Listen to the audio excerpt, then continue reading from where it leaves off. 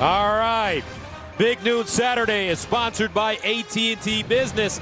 Next level moments need the Next Level Network. From the legendary shoe in Columbus, this could be a good one, folks, as the undefeated Maryland Terps coming to town, led by Mike Locksley, to take on the world-famous Ohio State Buckeyes. Hi, everybody. I'm Gus Johnson, along with my quarterback, Joel Klatt. And first of all, how great is it to be in Columbus at this time of year? Feels like the real football season starts right now. Yeah, and we're moved into October. There's a chill in the air, and it's true. The real season starts now after September. All right, for Ohio State, they were idle last week, but prior to that, they're coming off a scintillating win on the road in South Bend against Notre Dame. They needed a last-minute drive and a last-second touchdown, and they were led by a young man that's learning and growing every day. I love that feature that Jenny just did right there at the end of the pregame show. Kyle McCord is playing with a great amount of confidence now, and I'm so interested, Gus, to see how he takes that confidence forward through the season. How does he play here today against Maryland? I suspect that he's going to come out and play one of his best games because you just carry yourself different. You've got a different level of leadership after you perform that way in that type of environment in a big win over Notre Dame. So I'm excited to see number 6 play today. What a great job Mike Locksley, the head coach of Maryland, has done rebuilding this Terrapin program. They've beaten 3 Power 5 teams already. Virginia, Michigan State last week. They defeated Indiana. Some feel the scuttlebutt in the Big Ten is if Maryland were in the SEC, they'd be ranked. Yeah, that's an absolute truth, by the way. LSU in there with 2 losses somehow. I think we know why, but Maryland is for real. This offense is for real. I think it's their quarterback. Talia Tagovailoa is a tremendous player. I think he's one of the more underrated quarterbacks in the entire country, certainly in this Big Ten Conference. His best attribute is his accuracy down the field. He's going against a defense that last year gave up a lot of big plays. Now, they haven't this year, but this is a chance for Maryland to really attack Ohio State and maybe take that next step. They've done a great job separating themselves from the other people in the Big Ten, the other teams in the Big Ten. Can they take the next step and really compete with the big boys? Our best attribute, our sideline reporter. Let's go downstairs to the All-American girl, Jenny Tag.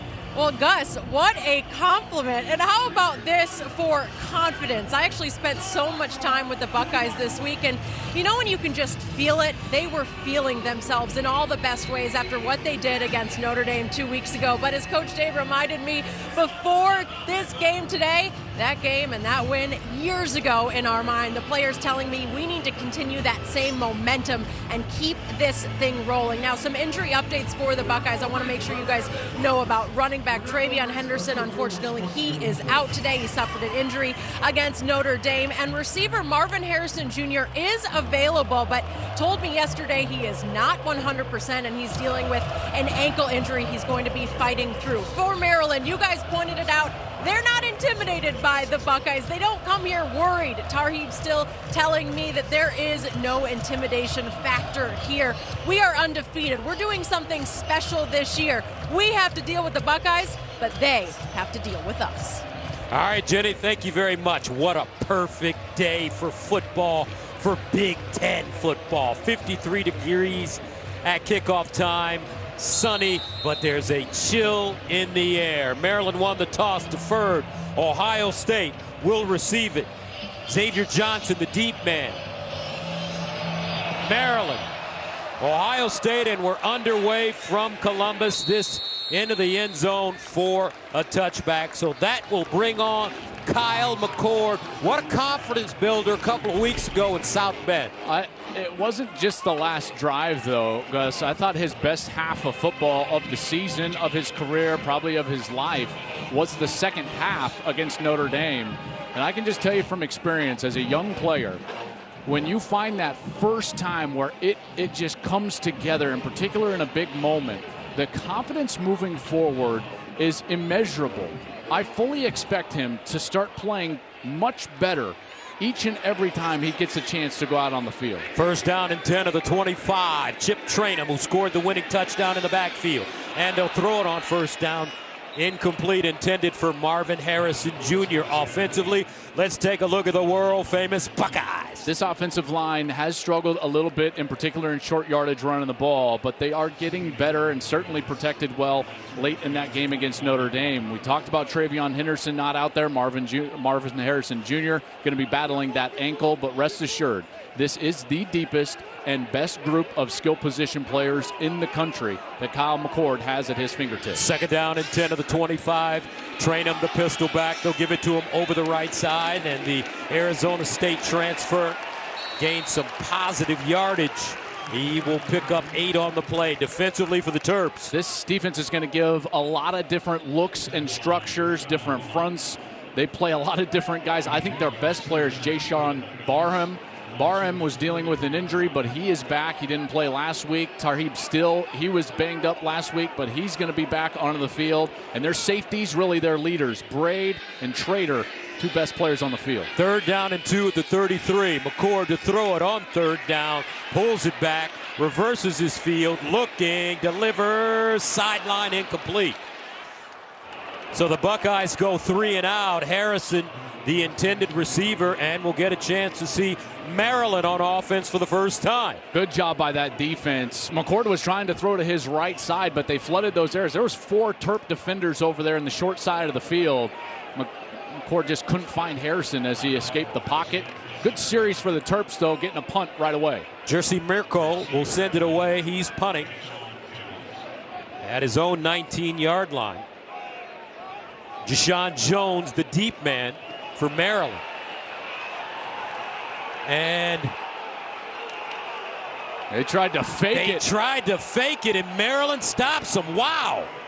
They tried to go to G. Scott, I believe, and it just didn't work. Great job by this defense up front. Now look at that. They snap it right there to Cody Simon. It was a bad snap. It looks like it got caught up on the turf, but even still, as that ball rolled back to Simon, yeah, definitely end over end, and Simon had to go down like a shortstop. Didn't fool anybody, and then sure enough, I don't know if that was intentional. A called fake. Yes, I believe that was just a broken play based on the bad snap. Simon tried to get the line to gain, didn't, and here we go with Maryland first down. At the Ohio State 30 on their opening series. Tagovailoa rolls out of the pocket, throws on the move, and he has a man. No gain on the play as Roman Hemby was the receiver. Let's take a look at the Maryland quarterback. Well, this guy, Talia Tagovailoa, is playing at a very high level, and he's a guy that is a quick decision maker and very accurate with the football. Second down and 10 at the 30-yard line. Out of the shotgun, and they'll hand it off. This time, it's Dyches, and he'll get it up the field. Corey Dyches with a nice run. He picks up 15. And he was a little banged up. Now he's back on the field, and he's the type of guy that's a hybrid player, tight end / receiver, dynamic with the ball in his hands. First down and 10 at the 15-yard line. They'll hand it off straight ahead. Not a lot of room. Actually, it's Talia with the run. No gain on the play. Josh Proctor with the tackle. Yeah, good fake there on the zone read. And this is a team that struggles running the football straight ahead. So their run game is going to have to come off of those zone reads with the quarterback, trying to get the ball on the edge with the wide receivers like you've already seen with Corey Dyches. And here they're looking to capitalize on that huge mistake by the Ohio State special teams. Second down and 10 at the 15-yard line. Tagovailoa looking, goes through his progressions in the end zone. Oh, what a one-handed grab. Touchdown, Maryland. Sensational catch, Caden Prather. And they're still fighting for it. This is one of the best catches of the year. Watch as Prather, first of all, Talia's got a ton of time. Great job up front. But watch as Prather goes up for the ball and he gets the right arm kind of drugged down. And he caught it with his left hand. Exactly, because Igbinosun had his left arm down, tied back, probably could have gotten a flag, but Prather goes up and gets it. What a start for Maryland. This is exactly what you would dream up if you're Mike Locksley. Get the mistake from the special teams, and they put it in the end zone. Beautiful throw from Talia right there, and a great finish by Caden Prather. Jack Howes comes in to attempt the extra point. And it's good. Maryland capitalizing on the turnover. 4 plays, 30 yards. Terps don't waste any time. 1 minute and 28 seconds.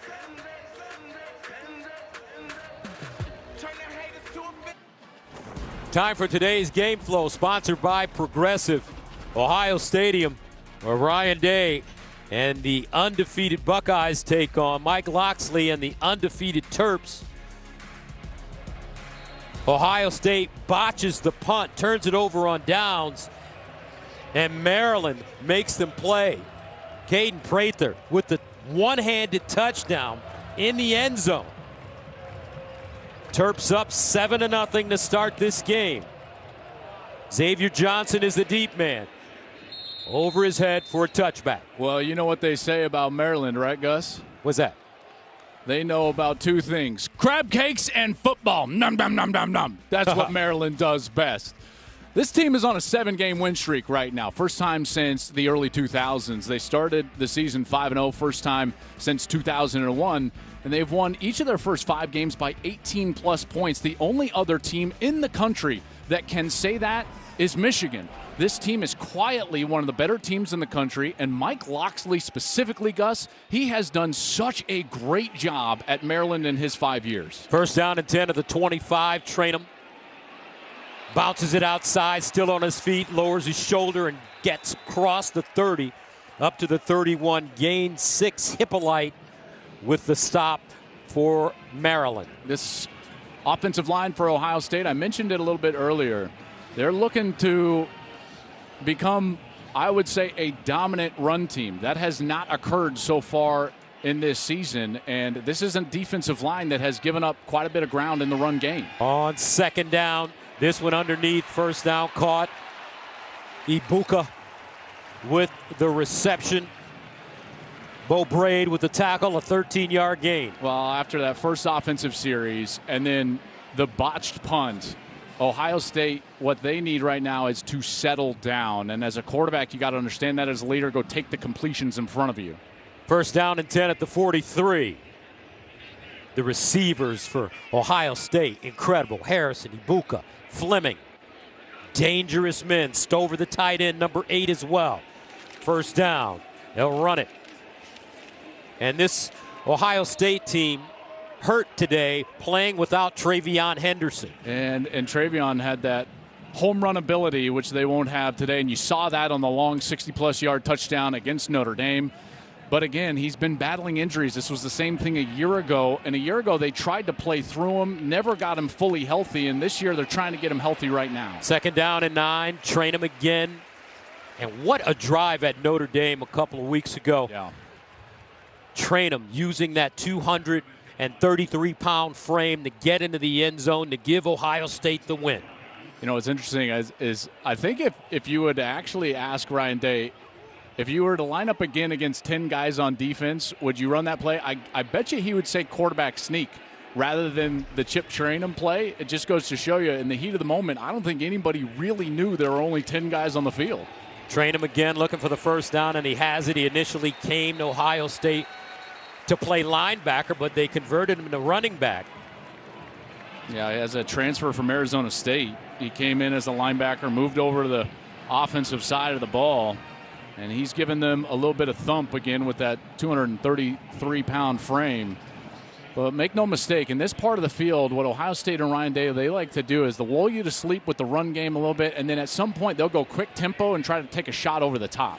First down and 10 at the 45. McCord setting up deep in the pocket with pressure, incomplete. Had 2 jerseys in his face. Now, when you look at this Maryland defense, it's a defense pretty much led by committee. They play a lot of different guys and a lot of different structures as well. You know, this 3-3-5 style of defense, they'll have 3 defensive linemen on one snap. The very next snap, they'll have 4 defensive linemen. So they put a lot of pressure on the offense to ID what's going on, identify what's going on the opposite side. And this is a defense that through 5 games has been very effective, giving up just under 14 points per game. Brian Williams, the defensive coordinator for Maryland. McCord over the middle and incomplete, broken up. Bo Braid reaching around, redirecting that football. Egbuka, the intended receiver, brings up 3rd and long. Beautiful play by Bo Braid. Watch him go over the top, avoid the contact, and get after the ball right when it arrives at the hands of the wide receiver. Braid has played a lot of football here, been a senior, and been through all the ups and downs, and certainly reaping the benefits of this quality season that they're having. Kyle McCord off to a slow start, 1 for 5.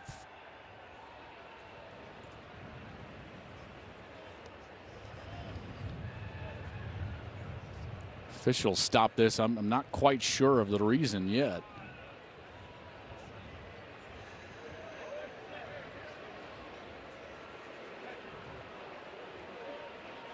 Chris Cote is your referee. There's a drone over the field. The players will return to their sideline.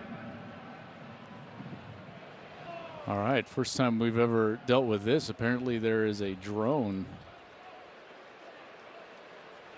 Well, if the drone is over the playing area, they have to stop. It is not ours, if you're wondering. Drone So, has been removed. Here we go. okay. Well, that's not what you want on a 3rd and 10. If I'm Ryan Day, I would change my play because you just showed them the formation, the personnel group. Now they have a time and a chance to adjust, and they'll come back out, and it does look like they might be in a little bit of a different set right here. Ryan Day, considered one of the best play callers in all of college football. Here's McCord. Bouncing around. McCord in trouble, and McCord will be sacked. Kellen Wyatt gets to him. And Ohio State will have to send it away again. Well, he's going to have a curl route that comes open, but it comes open a little bit late. Watch Stover from the right side's running the shallow, and then all the way on the right, there's Fleming, number 4. He's going to be wide open. If you can anticipate that throw, it's a first down. McCord took his eyes down too soon. He felt the rush and takes the sack. Any completion gets you in field goal range, but now they're going to have to punt it away. So Mirko comes in to send it away from the 38. Jones, a deep man, inside his own 10, comes up to field it and has it at the 15, lost it, but it bounces right into the hands of a Terp. Lucky bounce for Maryland, and they'll hold on.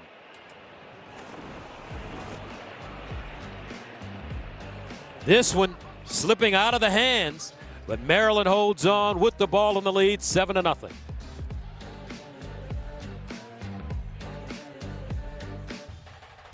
Big Noon Saturday is sponsored by AT&T Business. Next level moments need the next level network. And by Allstate, you're in good hands. Today marks the 101st anniversary of the first game at Ohio Stadium when Ohio State beat Ohio Wesleyan 5-0 in front of 25,000 fans, including Michigan head coach Fielding Yost, which may have accounted for the lack of scoring. It didn't fool them. They were shut out by the Wolverines 2 weeks later. Maryland off to a good start. First down and 10 at the 21. On first down, Tagovailoa in trouble, elusive, and he'll just throw this one out of bounds.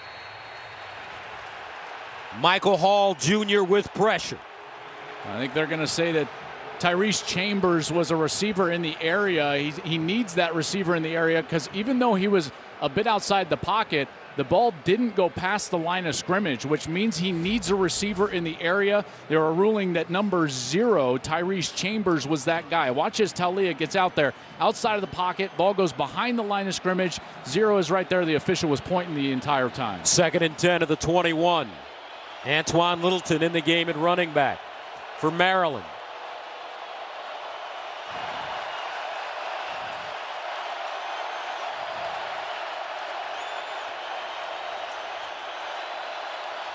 Tagovailoa over the middle, and it's caught close to the first down marker. This time it's Ty Felton Felton coming off a 7-catch, 134-yard, 3-touchdown performance last week against Indiana. And those 3 touchdowns were all in the first half. They just jumped all over Indiana, and they've got another fast start here today on the road in the shoe. 3rd down and 2 at the 29.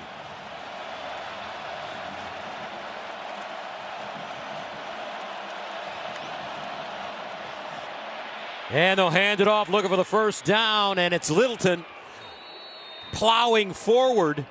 Gained 6 yards on 3rd and 2, first down Terps. Nice job by Littleton. This is their big back, 230 pounds. But watch from this defensive side. Tommy Chambers, 35. He kind of runs himself up into the line of scrimmage and not in the right gap. Because he's not in the right gap, Littleton has a little bit of a space there, and he can fight through, gets the line to gain, and Maryland will stay on the football field. Last year at Maryland, Ohio State won it 43-30. Dallin Hayden rushed for 146 yards and 3 touchdowns. Buckeyes scored 33 of their 43 points in the second half. First down, Maryland at the 35, and a timeout called by the Terps. We'll step away, 7:39 to go, first quarter. Terps up 7-0. Road wins over Purdue and Arizona State, who they beat 29-0 earlier this year. 1st and 10 at the 35, and they'll hand it off on first down. Running straight ahead is Roman Hemby. And Mike Locksley, Coach Locks, as they call him, he turns 54 on Christmas Day in his 6th season at Maryland. This man born and raised in the Washington, D.C. area, coming off his 2nd consecutive winning season and 8-5 campaign that concluded with his 2nd straight bowl victory. He came from Alabama, where he was the offensive coordinator for Nick Saban, and they'll throw it up the sideline, incomplete. But Coach Locksley was asked by Coach Saban, what job do you want? And he said, I want Maryland. It's my dream job, and what a job he's done. I mean, he's been outstanding. You take a look at the last 3 years, they went from 3 wins to 7 wins to 8 wins a year ago. And they've put themselves, I think, very clearly in that spot where they're the 4th best team in the Big Ten and looking to take the next step. The next step for them is to beat one of the big boys, Ohio State, Penn State, or Michigan. They feel like they've got the team to do it. They've got the veterans, and more specifically, they've got the quarterback to do it, and they've certainly gotten off to a hot start here today. Tonga Vailoa facing a 3rd and 7.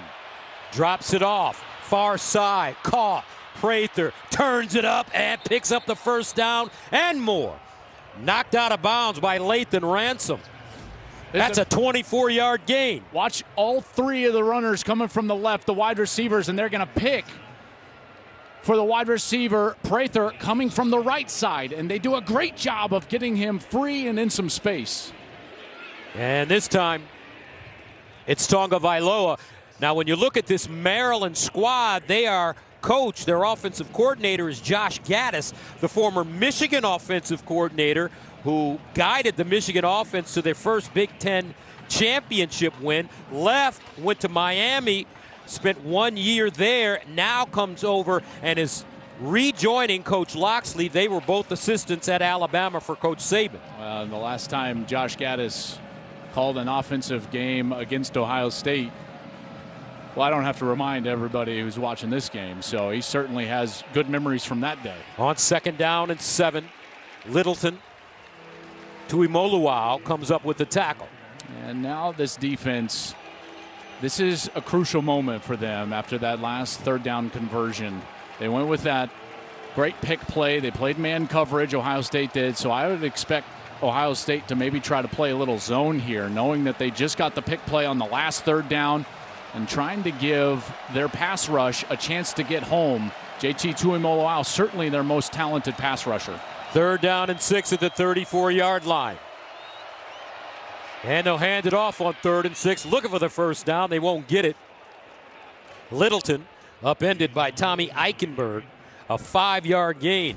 But what you're going to get here is that you're going to get probably a 4th down attempt from their offense. That's what the 3rd down run play suggests, and they'll bring in a different quarterback here. Billy Edwards comes in the game. He's 219 pounds, so basically a wildcat formation with the backup quarterback in there. On 4th down and 1. Edwards runs it, looking for the first down and will not get it. JT Tuimoluau in on the play.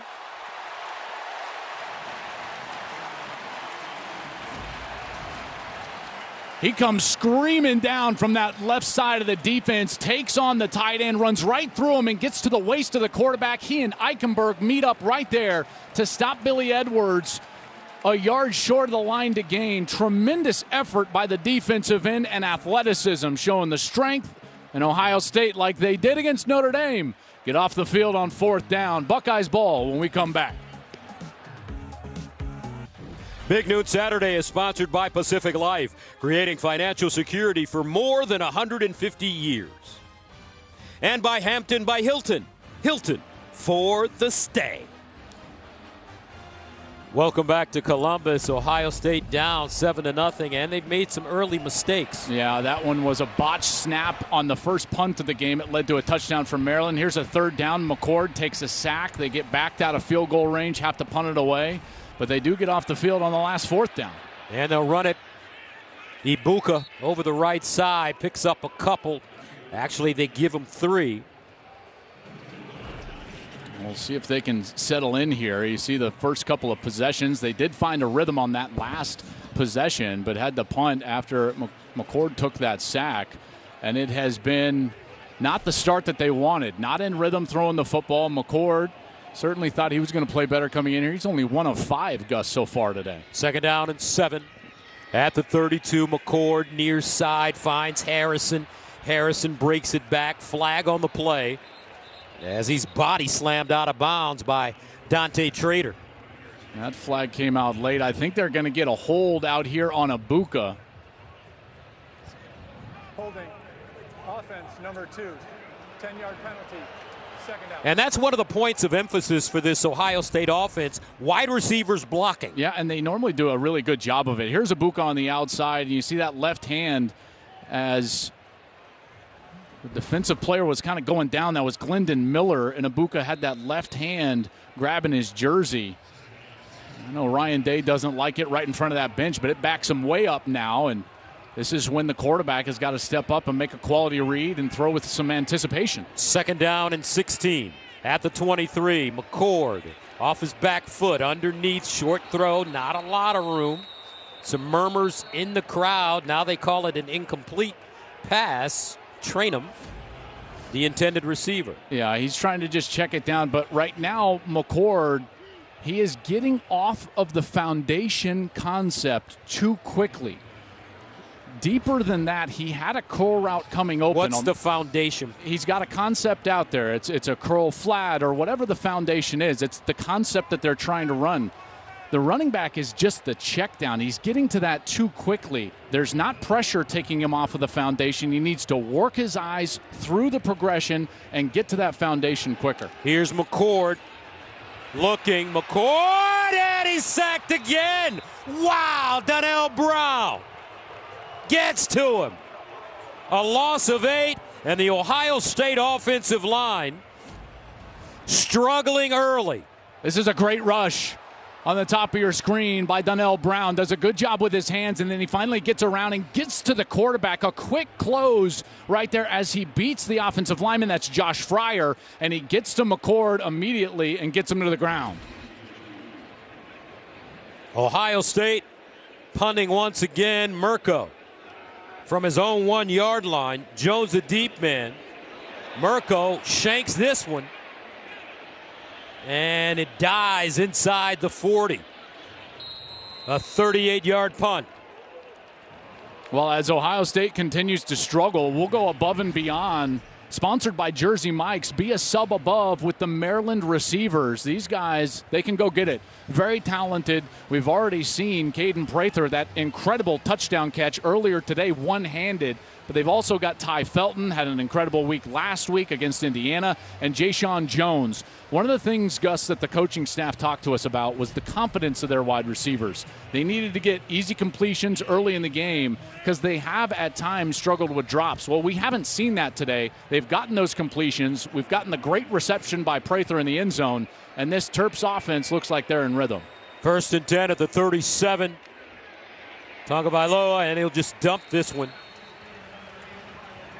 Preston Howard the intended receiver. Maryland trying to catch Ohio State flat-footed. 7-0 they lead right now. And they've been able to move the football early. Yeah, they've done a nice job, and they've actually run the ball more effectively than I anticipated coming in so far today. A few runs just popping for 5-6 yards at a time. 2nd and 10 at the 37. Tagovailoa guns it underneath to his tight end, Howard. And Preston Howard presses forward. And he'll pick up 9 yards on the play, which will bring up 3rd and short. Yeah, it's a good little completion to bring this situation up. Gus, you just mentioned it, 3rd and short. Quick throw, quick catch, turns upfield, and now you've got a short yardage situation in order to convert. 3rd down. Terps need a yard.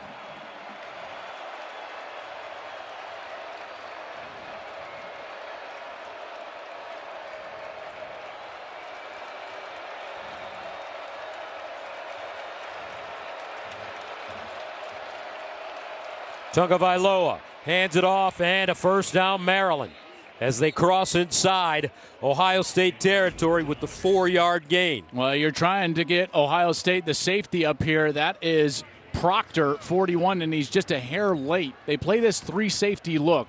It's really a 4-2-5 style of defense under Jim Knowles, their defensive coordinator. But because you've got 5 defensive backs, those safeties, they've got to fill in the run game. And on that short yardage situation, Proctor just a hair late.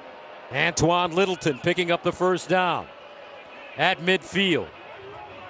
1:41 to go in the 1st quarter. And it's Littleton again, slicing through that Ohio State defense. 7-yard gain, Lathan Ransom with the tackle. And this run game, what they have found is a bit of rhythm. I thought that coming into this game, last week in particular, these gap schemes, when they pull offensive linemen and tight ends around, block down on the front side, pull the other linemen around, that's when they've been most successful running the ball, and that's played out so far here today against Ohio State. 2nd and 3. Another run and another 1st down. Littleton again, this young man from Greenbelt, Maryland, St. John's High School. There was a confidence with the coaching staff and amongst the players coming into this ball game.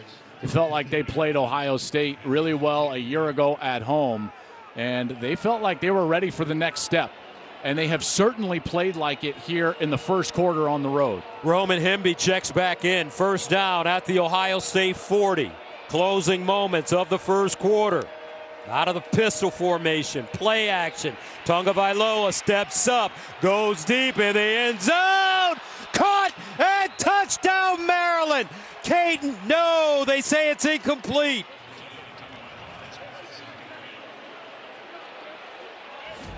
They rule incompletion, but Gus, I was with you when he made the adjustment and came back. I thought he caught it, but I don't know if he had control before that ball hit the ground. Awfully close in the end zone there. Again, he's got to establish control before the ball touches the ground. I don't think he does, but it was a beautiful adjustment by Prather to try to come back for that ball, which was just underthrown. So that makes it 2nd down and 10 at the 40-yard line.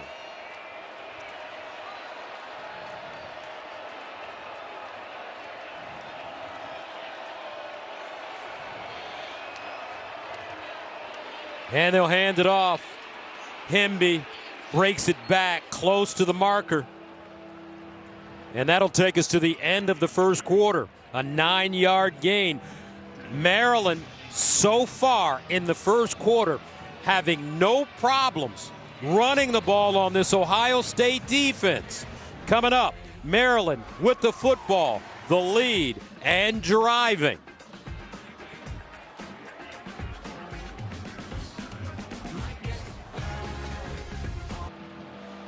Big Noon Saturday is sponsored by AT&T Business. Next level moments need the next level network. 7-0. Maryland leads Ohio State as we start the 2nd quarter, and this is the first time Buckeyes have trailed after any quarter this season. Maryland with 40 rushing yards, 111 total yards to only 28 yards total for Ohio State.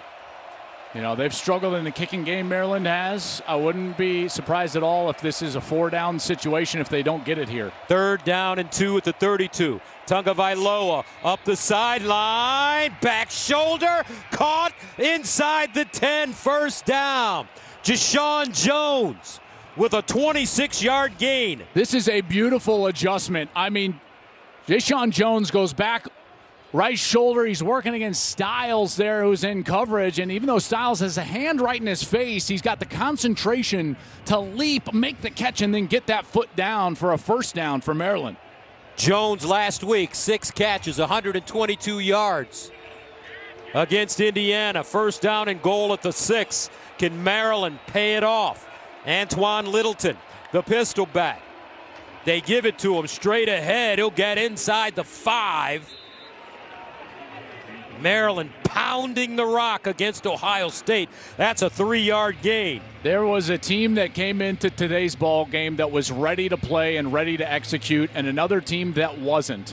After an idle week, Ohio State played a terrible quarter of football. Mike Locksley had his team ready to go and ready to execute. They got a veteran quarterback, knows where to go with the football, quick decisions and accurate, and they're ready to strike again. 2nd down and goal at the 3. Tagovailoa back in the end zone, incomplete. He had his receiver, Preston Howard, just a little too much hot sauce on that one. And they had him, you're exactly right. Coverage wasn't quite there. Howard would have had an easy touchdown, but that ball just thrown out of the reach of the tight end.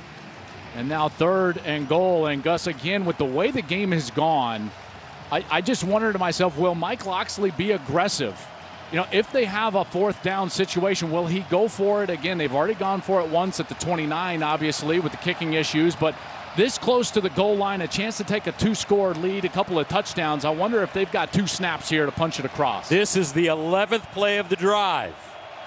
Littleton remains in the game at running back. He weighs 232. Tagovailoa sprinting, trying to turn the corner, and great pursuit by that Ohio State defense as they string him out. Josh Proctor finally gets to him. No gain on the play, brings up 4th down, and here comes the field goal unit. And Jack Howes is going to come on to kick this one. Howes has struggled for Maryland. I keep bringing him up. He's 2 for his last 6, although this one way down in PAT territory. The hardest part about this is the college hash mark and the angle that he's got to kick this one as a right footer. From 21 yards away, Howes has been in the program for 3 seasons. Primarily the backup until this year. Got it up and good. 10-0. Maryland on the road, undefeated. Really going at Ohio State early. Pacific Life Game Summary sponsored by Pacific Life, creating financial security for more than 150 years. Maryland, 10-0 lead over Ohio State. Taulia Tagovailoa, he's been good so far, throwing that great touchdown pass to Caden Prather with an unbelievable grab. And the offense for Ohio State has gotten very little footing, and in particular their quarterback, Kyle McCord, only 2 of 7 for 14 yards here through a quarter and change in the shoe. Ohio State coming out on both sides of the football looking a little flat. Down 10-0 at home. And moments ago, our Jenny Taft had a chance to catch up with Coach Locks. Well, Coach, you said you guys were confident going into this one. Your offense strikes first. You got 2 sacks on their QB. What are you liking? How do you keep this going? Well, I like the mentality that we came out with. Obviously, you know, for us, our players got to play their best. We had a 3rd down situation that we need to take.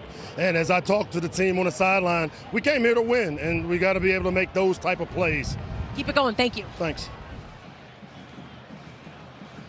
I tell you what, this team, they felt disrespected all week, didn't they, Gus? Yes, they felt did. Like they should have been ranked. I firmly believe that that's also the case. On 1st down, McCord drops it off to Marvin Harrison Jr. He'll turn it up and pick up a 1st down. Sean Greeley with the tackle, but Marvin Harrison Jr. considered the best wide receiver in college football.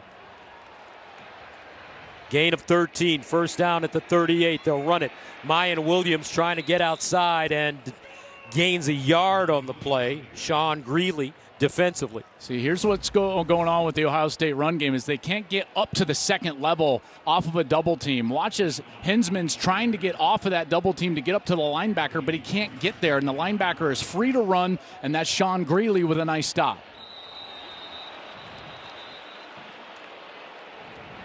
False start. Offense, number 55. 5-yard penalty. Still second down. That's Matthew Jones, the right guard. Well, this offensive line struggling so far today, and it was, I think, the biggest question on this team, along with their quarterback coming into the season. I think Kyle McCord, the way he played in the second half against Notre Dame, I think quieted the quarterback questions, but the offensive line, you can tell Ryan Day not happy with the way they are playing, certainly, and in particular this offensive line. 2 sacks by Maryland in the first half. 2nd and 14 at the 34. McCord looking. He'll drop it off in the flats to Williams. And Mayan Williams crosses the line of scrimmage. Runs into Dante Trader and gains 4. Well, this is a team without their starting running back, Travion Henderson. Marvin Harrison dealing with a bit of an ankle. And they're going to slow it down a little bit right here and try to get into the right play to try to move the chains here. If you're Kyle McCord, you've got to be aware of the rush. Keep those eyes downfield. Empty backfield for McCord on 3rd and 10. He's got time. McCord now dancing. McCord throws on the move and incomplete. Broken up at the last moment. Glendon Miller with a hand on the football, and once again the Buckeyes will have to punt it away. And they're just trying to run to the sticks here and turn around, and so you're going to get a lot of this right here, but watch the coverage. They've got 8 guys in coverage. Probably could have thrown it to Egbuka there, but McCord was already running out of the pocket. Tries to go to Harrison, but Harrison covered up. And I tell you what, this Maryland defense is doing a heck of a job, in particular in coverage, not allowing these wide receivers the space to operate. Ohio State, 3 consecutive punts. Mirko, Australian punter. Jones is deep, and he has it inside the 15. 48-yard punt. Maryland with a 10-0 lead on the road and the ball.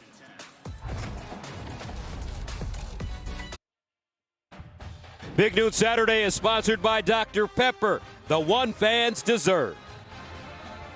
The Dr. Pepper tuition giveaway is back and making college students' dreams come true. See full rules and enter before October 11th at drpeppertuition.com. Welcome back to Ohio Stadium, 10-0. Terps on top of the Buckeyes. Both teams undefeated. Coach Locke's part of a very, very distinguished group. Maryland is the only Power 5 school with an African-American president in Dr. Darrell J. Pines, an African-American athletic director in Damon Evans, and an African-American football coach in Mike Loxley. Right now, Coach Loxley and the Terps feeling good. 1st down and 10 at the 14-yard line. They hand the football up to Kobe McDonald. He'll gain 3. You can go a step further in that as well. And African-American coordinators on both sides of the ball with Josh Gaddis and Brian Williams. And obviously, everyone in Maryland has done a heck of a job over the last 5 years since Mike Loxley got there, coming off the tragic events surrounding Jordan McNair's untimely passing and coming in and stabilizing that program and that community, and then getting to the point where they're playing such great football as a team that should be ranked, undefeated, in the shoe, playing Ohio State and up 10-0. Very well said, Joel. Very well said. 3rd down. Can Ohio State get off the field? Terps need 5 yards at their own 19. Talia Tagovailoa. He's got magic in a bottle. Empty backfield.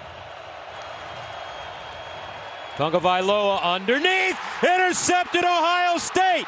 Down the sideline. Josh Proctor, touchdown Buckeyes. But a flag.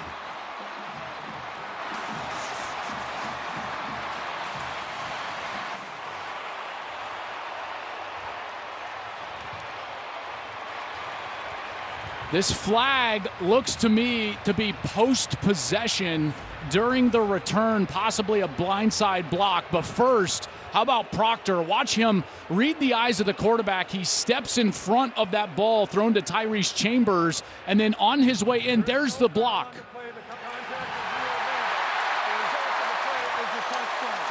Thus, they were looking at that block from Davison Igbinosun.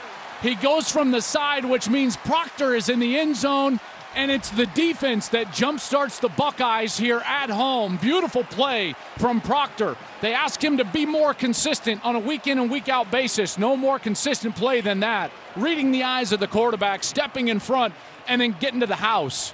That defense surely needed to spark this team, and they did so. Jaden Fielding comes in to attempt the extra point, and it's good. Josh Proctor could have graduated last season, but came back for a redemption year and has started the season well despite missing one game with an ankle injury. Big interception right there. Third career pick. First this season. 10-7 Maryland.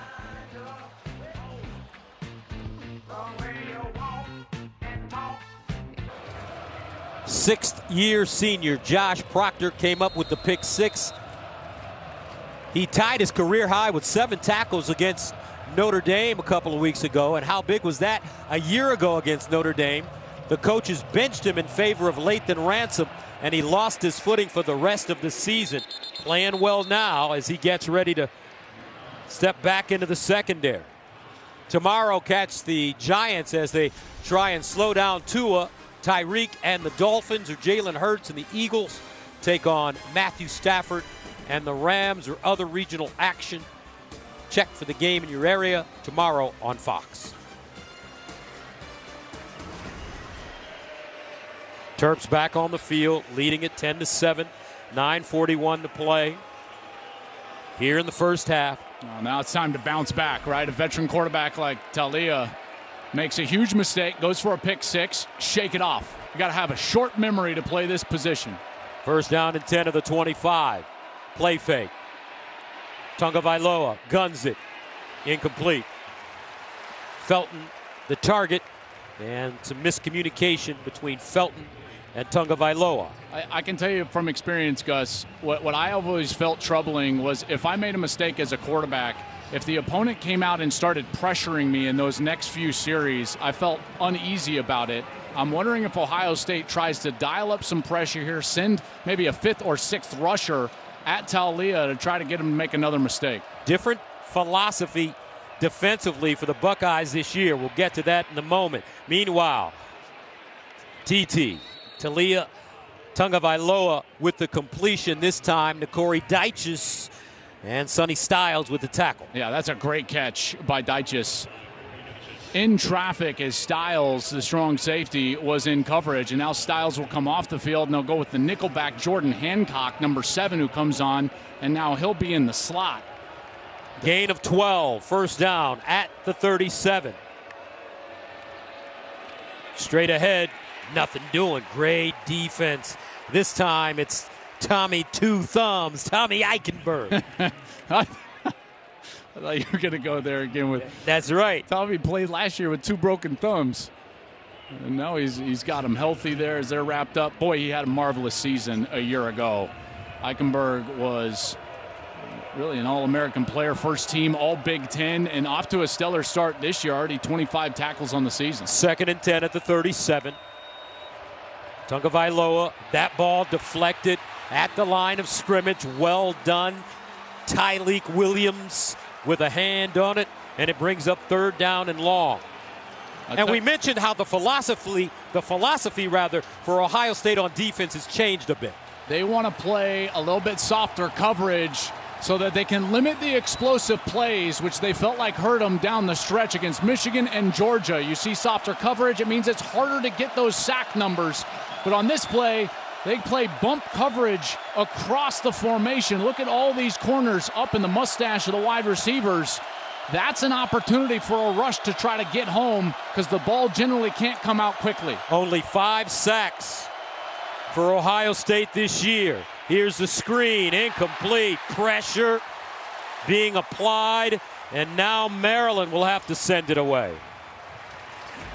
Beautiful recognition by the defense. Watch as this defense is going to flow over to their left side as they're trying to get this screen up front. Ty Hamilton, tell you, that's what a veteran defensive tackle should do. He understands that something is up. He's not getting a traditional pass set from that center. He immediately puts his eyes up, realizes there's a screen, and he gets out there to break it up. Good defensive series there for the Buckeyes. Spangler will punt it away from the 23. Emeka Egbuka is the deep man at his own 22. Fair caught inside the 25. A 40-yard punt. Let's check in with Rob Stone. All right, guys, thank you. Coming up on the State Farm Halftime Report, the 119th edition of the Red River Rivalry. A lot closer than last year's blowout. We'll check in on Mizzou as they try to remain one of 3 unbeatens from the SEC and much improved Rutgers in a tight one early on with Wisconsin. We'll see you at the break, guys. Okay, Rob. Rob looking clean today, Yeah, Joel. he is. Look at that. Woo. Tell you what, well, he's always looking clean. Let's face it, Rob. You're always dressed so well, and I'm impressed. There's no chattering teeth down there. us Southern California, especially for a Manhattan Beach guy. That's right. That's right. 10-7 our score. And look at that man. He looks like he's on the sideline coaching. I was going to say, look at him. He's so mad right now. He's so mad. Coach Meyer. Oh, my goodness. With a scowl. That's right. It looks like it's 2018 Maryland all over again. You know, coming down the stretch, trying to stave off that incredible effort from Maryland. And they'll hand it off. Trayanum. And Trayanum tied up, slung down, and it's Barham with the tackle, a 3-yard pickup. This run defense has really, up to this point, not been very good, Gus. They really haven't. If you take away their sack numbers, they're giving up 4.5, 5 yards per carry. And this offensive line for the Buckeyes has not gotten anything going in the run game so far. 2nd down and 7. Far side throw, caught, and it's Harrison. 1st down, Buckeyes. Marvin Harrison Jr. gains 12. And here's why that's so difficult is that it's forcing this young quarterback, even with his success against Notre Dame and the skill position players, to have to throw it when they have to versus when they want to. The run game has got to start putting them on schedule in these down sets. Remember, no Travion Henderson today, injured against Notre Dame. And they'll run it with Trayanum. Hippolyte trips him up. 3-yard pickup. Here's just an example, though, of just a missed assignment and sloppiness up front. Watch the pulling tackle. Fryer just blocks his own guy, doesn't get up to the linebacker, and then the running back is trying to find space because they don't get to the second level. You've got to get targeted as an offensive line first before you can think about movement and then sustaining your block. 2nd and 7. Play fake. McCord sets up. Fires sideline and almost intercepted. Well defended by this Maryland team. Dante Trader guarding Marvin Harrison. They're also doing a great job up front of covering up that run game so that they can play coverage in the secondary. Dante Trader, who is an excellent two-sport athlete. He's a tremendous lacrosse player for Maryland. He's one of the best in America. They're one of the best programs in America. Obviously, spring is the busy season for him, so a fall day in Columbus, it's just another walk in the park for Dante Trader. 3rd down and 7. McCord over the middle, caught, but not a 1st down for Marvin Harrison Jr. So a decision has to be made. Let's see what Ryan Day elects to do as Bo Braid comes up with the tackle, and he'll send out the punting unit. Yeah, I think that they're going to have to. You can't go for this inside your own 40-yard line. He's shaking his head over there because he doesn't want it. Gus, this is a function of a lack of run game, 100%. This is a team that is a sequence and schedule team, meaning that they like to play in sequence, build to shots, build to pass plays when they're on schedule. And they haven't been on schedule because the offensive line has played so poorly today, both in pass protection and in run blocking. Mirko from the 23. Jones, the deep man, has it at the 20. Brings it upfield with a seam. And Jashawn Jones, still moving, finally goes down. A 27-yard return. Cody Simon with the tackle for Ohio State. Boy, what a great return. There is a late flag, however. Formation, 5 players in the backfield kicking team. The 5-yard penalty will be added to the end of the play.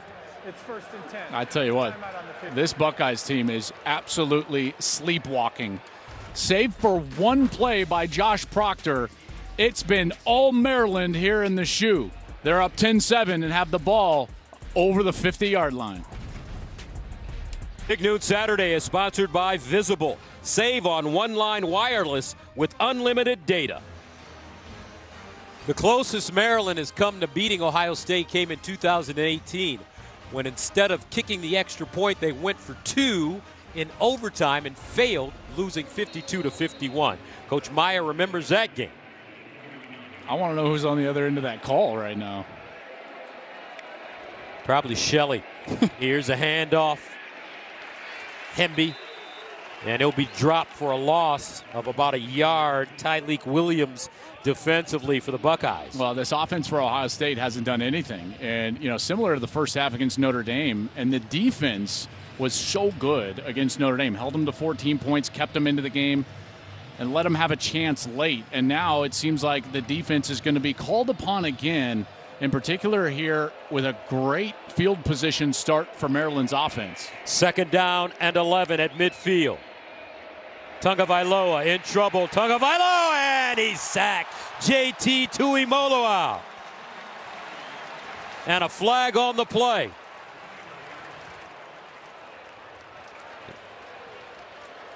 Holding offense, number 74. The penalties decline. It's 3rd down. There's a great rush from Tuimoloau from the top side, even though he's just not blocked. And you can't do that if you're Maryland. You cannot leave number 44. You saw a couple of Terps, back and linemen, going after a different player. And Tuimoloau makes them pay, backs them way up. Remember that game against Penn State last year. 6 tackles, 3 tackles for loss, 2 of them sacks, 2 interceptions, 1 of them a pick 6 and a forced fumble. He was the National Defensive Player of the Year.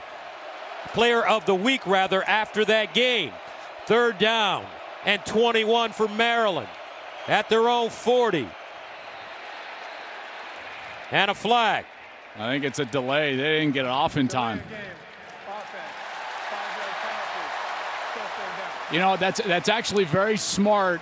Not to get a delay, obviously, but from Mike Locksley not to burn a timeout there, and he saves his timeouts because it's such a long yardage situation, Gus. The 5 yards really doesn't matter. The timeout is more valuable. It's a 3-point game. You're coming down. You want to retain those timeouts, and it's a nice job not calling a timeout on the sideline. 3rd and 26.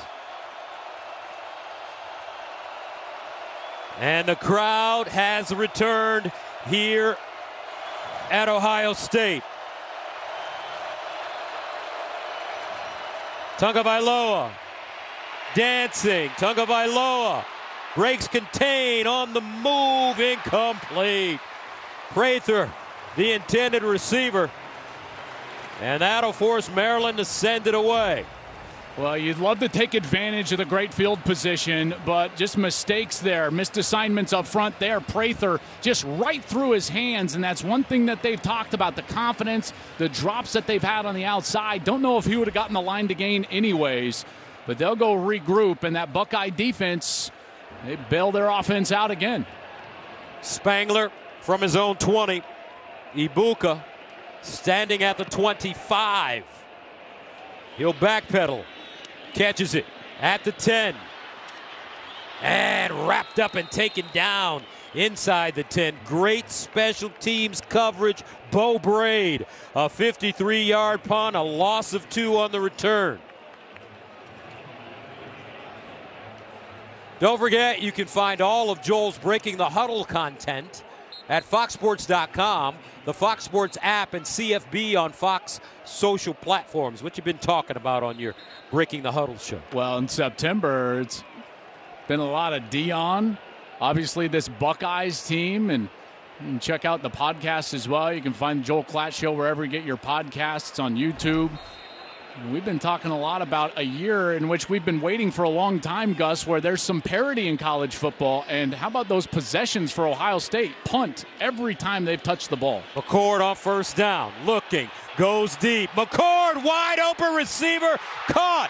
Harrison and Marvin Harrison Jr. Finally stopped by Dante Trader. Kyle McCord putting it on the money. And Ryan Day saying, I've had enough of this. Let's take a shot. Let's take a shot with our best player, and it's Marvin Harrison down the field. How does Marvin Harrison get that open straight down the middle of the field? Clear missed assignment from the Terps defense, not knowing where 18 is. That's a gain of 58 yards. First down at the Maryland 32.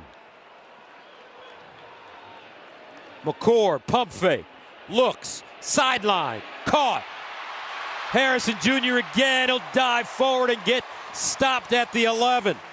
Trader again with the tackle. So back-to-back gains for Marvelous Marv of 58 and 20 yards. And that ball thrown high, and rather than just trying to get himself inbounds, he not only catches it, but keeps himself in position to run. That's one of the things that makes him such a great player is his body control. First down and 10 at the 13. They'll run it with Trayanum. He'll spin. Get close to the 5, a 6-yard gain. Brown with the tackle. That's such an NFL mindset from the play caller Ryan Day there. You've had no success all day long. Your quarterback is not feeling it. There's no rhythm. So what did he do, Gus? He said, I've got a transcendent player on the field. Get him the ball right now. He does it twice. They go all the way down the field because of number 18, and now you just have to pay it off inside the 10. Second down and 4 at the 7-yard line. Mayan Williams checks in at running back. They'll run the reverse. Train him, and he's tackled for a loss. Great defense, Bo Braid. The safety coming up and making the hit. And loss of 1. Braid was in coverage on Trayanum, who lined up as a wide receiver, so when the motion happened, he's just in man coverage. He followed him across. No one there to block him, and now brings up a third down. And this is a situation that Ohio State has really struggled so far today. Only 1 of 6, Gus, on third down. Third down and 5 at the 8. That's a good timeout right there from Mike Loxley to try to save some time pending a stop here with their defense, as Ryan on the other side, Ryan Day, was trying to let the clock roll so that he didn't leave time for the opposition if they were to either convert or score or have to kick a field goal on the next snap. 1 timeout left for Maryland. Ohio State with all 3 of their timeouts. Remember, both these teams undefeated. Maryland coming off a win against Indiana. Ohio State idle last week. Prior to that, beating Notre Dame. You know, if I'm Ohio State here, I separate my players. Marvin Harrison is going to go opposite of everybody else to try to force Maryland to declare what they want to do in coverage. If you want to double number 18, that's fine, but it'll have to be on a single receiver side. But they're not going to do that. Now Harrison's going to be in the slot to the bottom of your screen. Third down and 5 at the 8. Empty backfield for McCord. Here's McCord looking, incomplete. Looks like he was trying to set up a screen. Isaac Bunyan with pressure on McCord.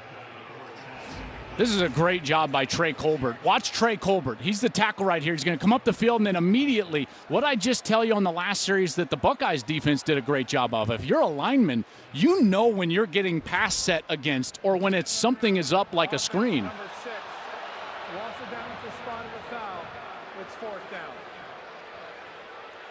Well, they called grounding, but he had a screen set up on that side. That's not a good call. It was bat down at the line of scrimmage. But you see what Trey Colbert was able to do, recognizing, diagnosing the play, and immediately gets out there in coverage, and this makes it a much more difficult field goal. So Jaden Fielding comes in to attempt a 36-yarder. And it's good. Jaden Fielding with the equalizer. And we are level at 10 apiece.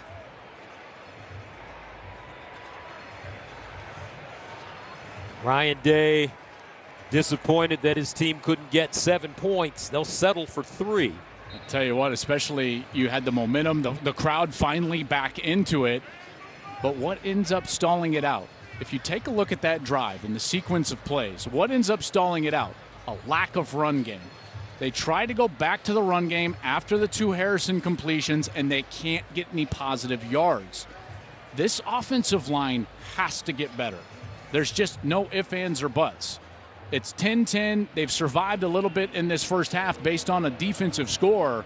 But, Gus, the sequence and run game in particular from that offensive line has to improve.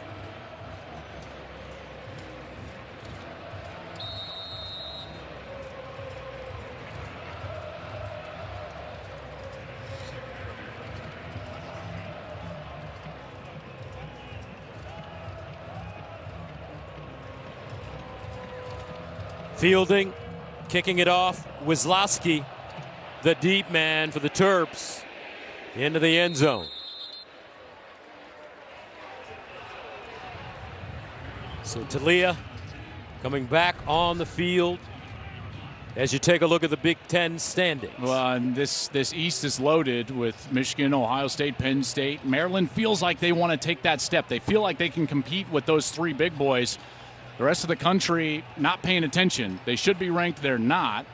But this is what they wanted to prove to everybody out there, in particular those in the Big Ten, is that they feel like they can play at this level.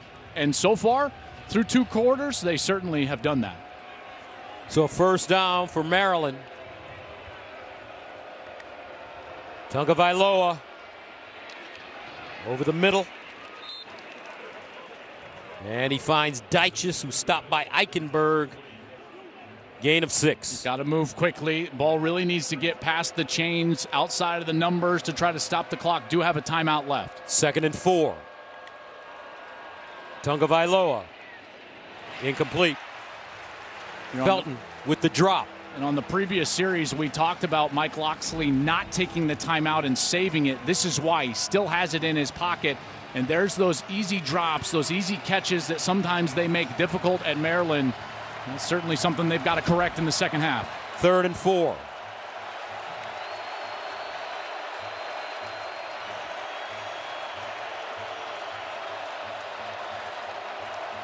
The guy on 3rd down has been Deichus, the tight end.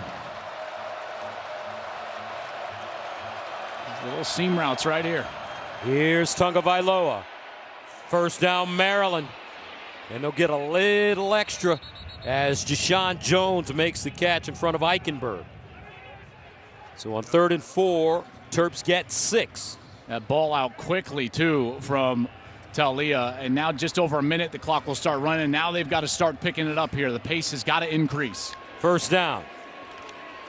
Tagovailoa fires a deep ball, and it is incomplete. Flag on the play. Ty Felton, the target. Denzel Burke in coverage. Pass interference. Defense number 10. 15-yard penalty. Automatic first down. I think if Burke goes back to make a play on the ball, they'll let that contact go because both of the players would be making a play on the ball. But as he turned back over his right shoulder, he stopped and just continued with the contact through the receiver, prevented his ability to get to the ball, and the flag comes out. That's a big break for Maryland. Now the ball across the 50. You retain the timeout, and now 49 seconds. First down and 10 at the 48. Roman Hemby in the backfield. Tagovailoa to the sideline and out of bounds. And it's Deichus in front of Denzel Burke, 5-yard gain. Jack Howe's their kicker. They will try it once they get to about that 32-yard line. So at this point, you're looking at another at least 10, maybe 12 yards. Howe's is now 3 for his last 7 this year. And certainly they want to get a bit closer as he's struggled just a little bit in the kicking game. 2nd down and 5 at the 43. 45 seconds left. Maryland with a timeout. Talia Tagovailoa steps up in the pocket, wants to run it, throws it up in the air, incomplete. Deshaun Jones may have had a step in front of Josh Proctor. Boy, he did, but the ball was just on the other side. Tagovailoa thinks he's going to the other corner. You see how he had to turn from his right shoulder to his left shoulder and just couldn't locate the ball, but he did have a step. 3rd down and 5 at the 43. Watch out for Deitches here again, number 2. He's got the best matchup on the field.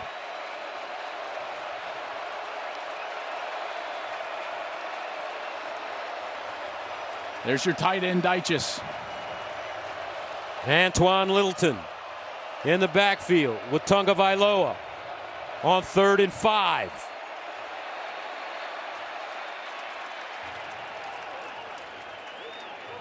And Maryland calls a timeout. And they are now out of timeouts with 37 seconds to go. Oh, and that is not where you want to burn your last timeout. Now you have an inability to call a timeout to get your field goal unit on the field. So at this point now it's getting down to it. 37 seconds. It's obviously 3rd down, so you got to convert anyways. Field goal range, Gus, is about the 32-yard line. They need about 11, maybe 12, 10 yards to get there. The clock stops with a 1st down. You can go up and you can kill the clock immediately. If you get a longer completion than that, you would still kill the clock. But this is going to get into that situational play where the field goal unit's going to have to be aware on the sideline. If they need to run on the field in order to try to make this kick, they've got to be ready to go. But you get the feeling that Tagovailoa is going to try to put this one in the end zone. 3rd down and 5. Rain coming down at Ohio Stadium. Tagovailoa over the middle, 1st down, caught by Ty Felton, turns it up. And Felton will gain 10. Steel Chambers defensively. Was tackled inbounds, got to get up, call a play. Looks like they'll run a play here, not spike it. 1st down at the 33. TT up in the air. Incomplete. Felton again working Denzel Burke. And that time Burke got the better of him. Good coverage down this right side. Watch as Burke does get his head around and will play the ball and makes a nice play right there, batting the ball away. And now you're looking at 21 seconds. You cannot take a sack if you're Talia. The ball has got to be thrown away towards a wide receiver, in particular if you're in the pocket. So that's number 1. Number 2, you really don't want to complete this ball short of the sticks, or else you'll have to go spike it immediately. Don't know if there'll be time for that. So it's got to go past the 1st down marker. 2nd and 10 at the 33. 21 seconds to go. Maryland out of timeouts. Tagovailoa off his back foot and incomplete. With 16 seconds to go. Jones the target. Jordan Hancock in coverage. Their kicker, Howes, has tried a 55-yarder. At this point, it would be about a 50-yarder. He had the distance against Virginia from 55, but missed it wide to the right. 3rd and 10. Looks like pressure here from Ohio State.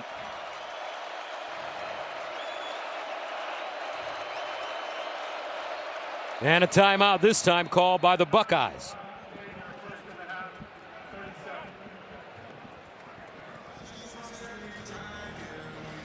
So an entertaining first half, low-scoring first half for these two teams.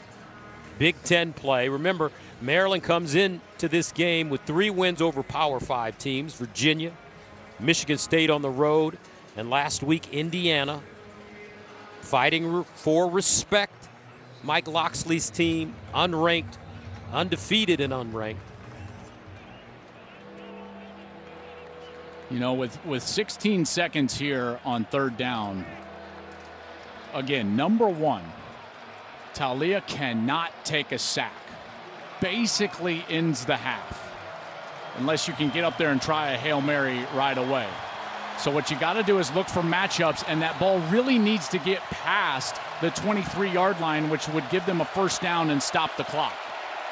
On 3rd and 10, Tagovailoa to the sideline, and they'll get a little bit. Jones got a foot in bounds. And they're going to get a roughing the passer here in the backfield. A flag came out. Roughing the passer, defense number 51, high contact. 15-yard penalty, automatic first down. That's Michael Hall Jr. Michael Hall's one of their best interior defenders, obviously, and Hall comes in and gets Talia. Oh, and he got him with that crown as well. So I wouldn't be surprised if this went upstairs, as the offensive line from Maryland taking exception with Michael Hall, a little pushing and shoving here after the penalty was called.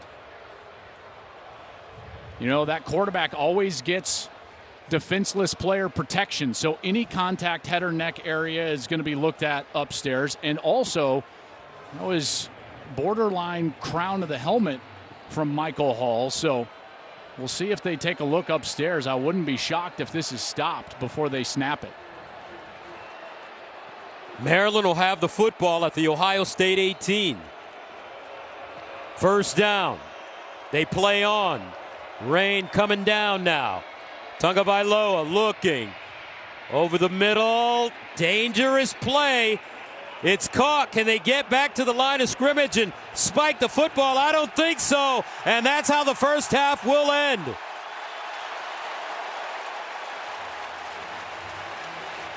(10-10). Our score at halftime. What a huge mistake from Tagovailoa. That ball had to go past the chains or in the end zone. You cannot complete it short. Half runs out. Positive series, no points. And don't forget, join Rob Stone and the guys after the break with the State Farm halftime show. Right here at Ohio Stadium, 10-10 our score.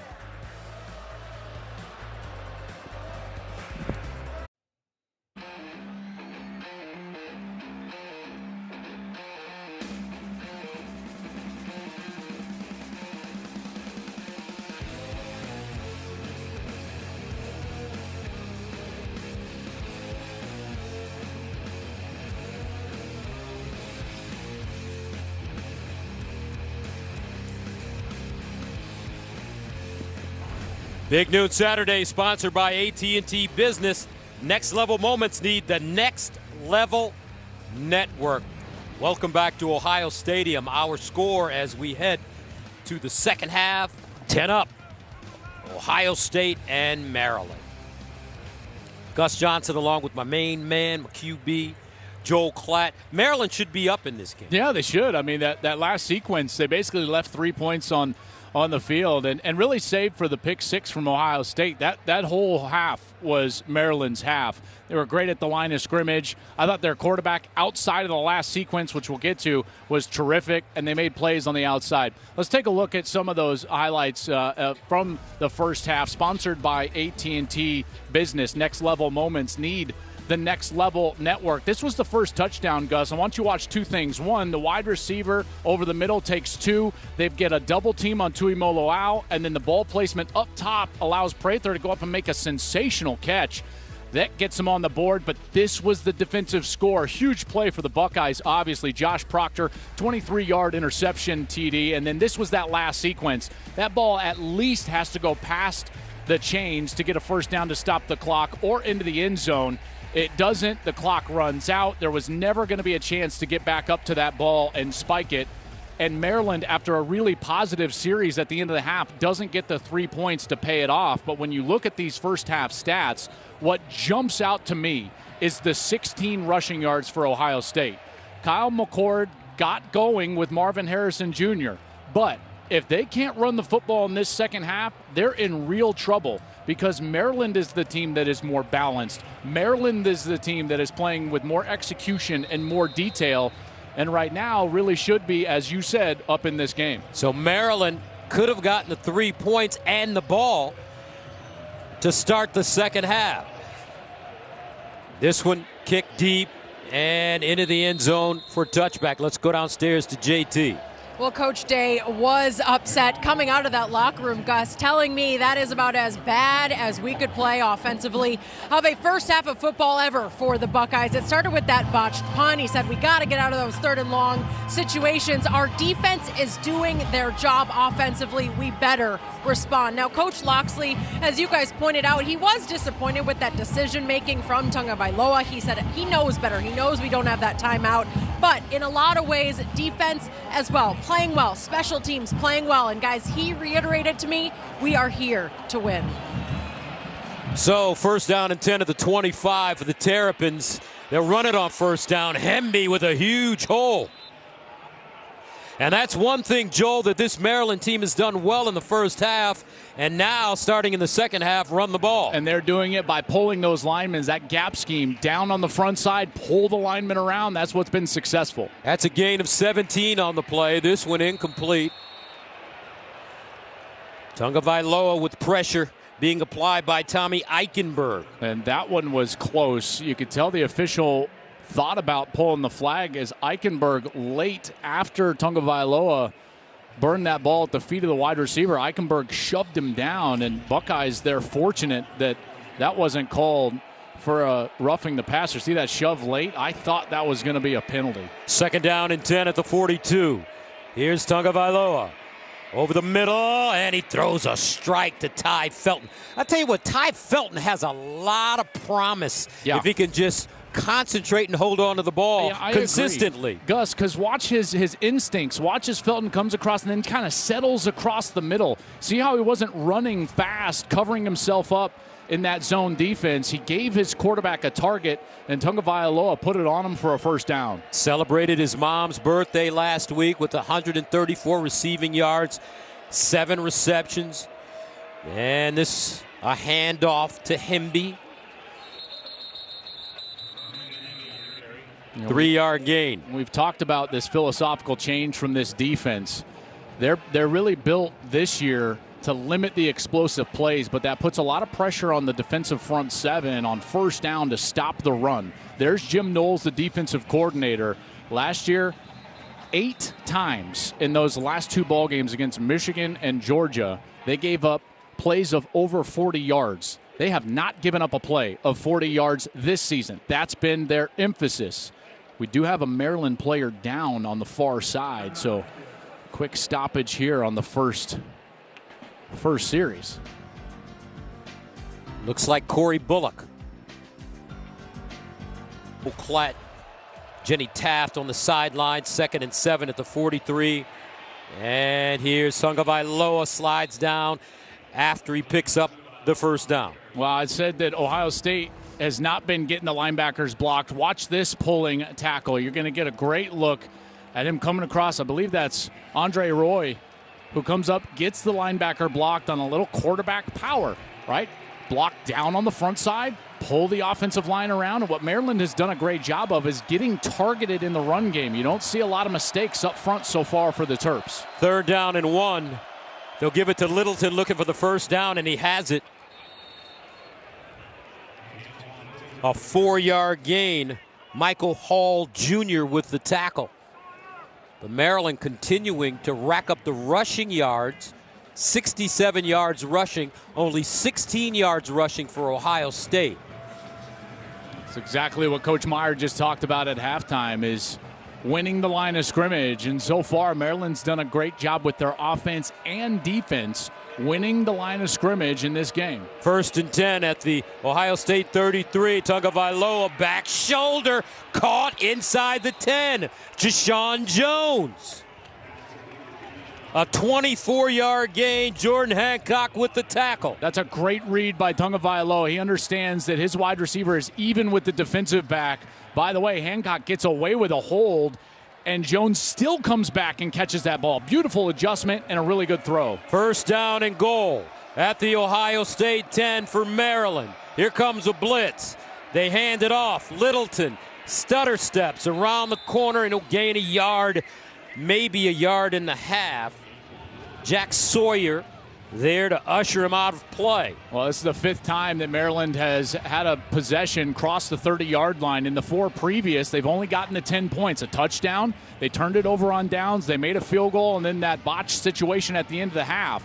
So we'll see what they're able to do now as this series goes inside the 10. And Gus, it comes down to execution and detail, and they've been the one that have really, so far today, been the team executing and playing with detail. 2nd down and goal at the 9-yard line. Littleton remains in the backfield. Tagovailoa steps up in the pocket, wants to run, cuts it back. Touchdown, Maryland.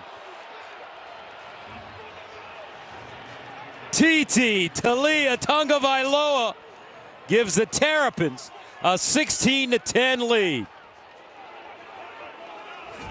What a beautiful move by Tagovailoa. Watch as he breaks contain. So as he comes up in the pocket, he's going to go left to fake Steel Chambers before he comes back to his right. Right there, boom. And then he's able to come back right, gets himself some room. And that's one thing that they say is underrated about Talia is his athleticism. Extra point is good. How about this, folks? Maryland comes out of the locker room. Terps go on a 9-play, 75-yard drive. They eat up close to 4 minutes. Ryan Day and the Buckeyes with trouble at home. Terps up. Big Noon Saturday is sponsored by Progressive Insurance. Round out your protection with life, phone, and pet health insurance. Last time Maryland beat a top 5 team, 2004 against Florida State.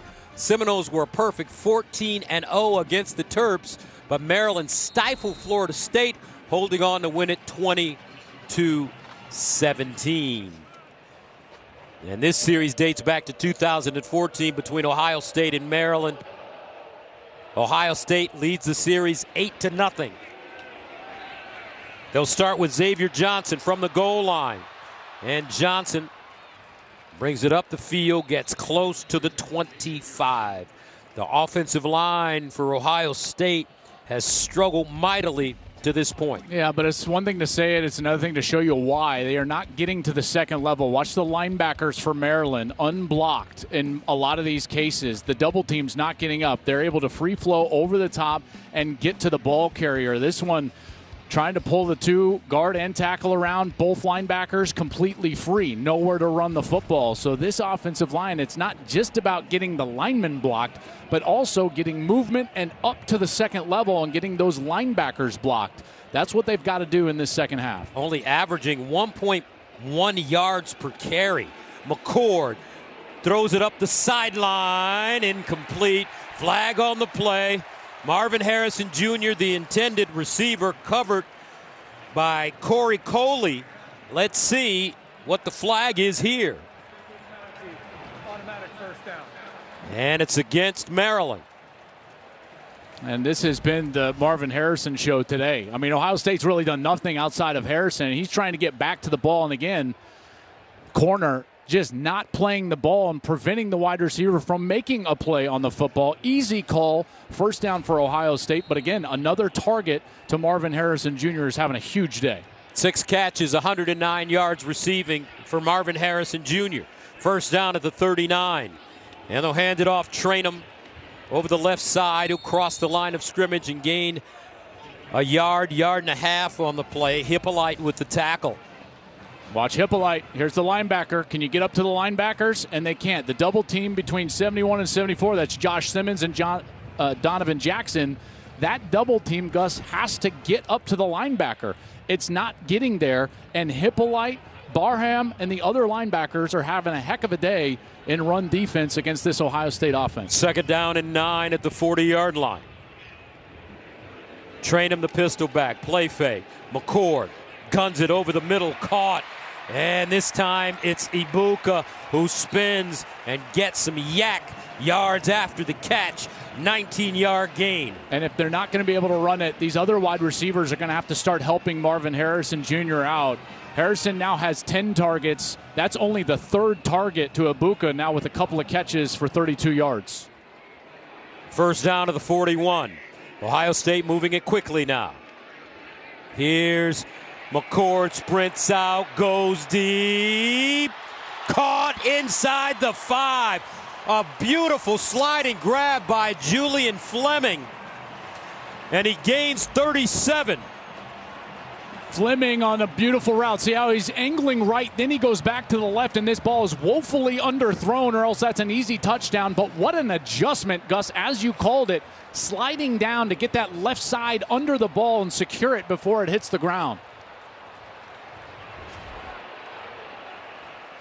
So a first down and goal at the 4-yard line, down by 7. Trayanum, the single setback. They pitch it to him. Trayanum around the corner. Can he get to the corner? Touchdown, Buckeyes!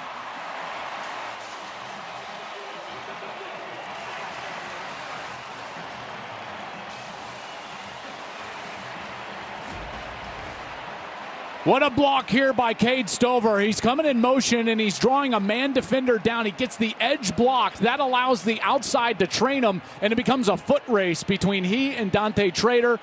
Trayanum wins it, and he's in the end zone. 4 plays covering 76 yards. Buckeyes waste no time. Extra point good. They score in 2 minutes. And we are level at 17. Chipper, the Ripper. Another touchdown for this young man. The transfer from Arizona State. 17 up here in Columbus. Chip Trayanum scores the first Ohio State offensive touchdown today to tie this game up at 17. As you take a look at their drives, first 5, nothing. Wisłowski back deep for Maryland. He'll start from his own goal line. Oh, and he gets crunched. Great tackle on special teams by Josh Proctor. And Proctor gets up a little woozy. And let's check in with Jenny Tabb. Well, Gus, as I mentioned, Coach Day wanted a response from his offense, and he got it from Chip Trayanum. I did catch up with him this week at practice, and obviously he had that game-winning score against Notre Dame. He told me, I had more text messages on my phone for 4 days than I've ever received in my life, but he said nothing is different about me. I want to contribute to this offense. And running backs coach Tony Alford said, I've known him since he's been 16. He has the potential to be a factor, and showing it today. All right, thank you very much. Chip Trayanum from Akron, Ohio. 1st and 10 at the 18 for Maryland. Tagovailoa over the middle. Caught. Prather, nice move after the catch as he stopped by Lathan Ransom. And a first down for the Terps.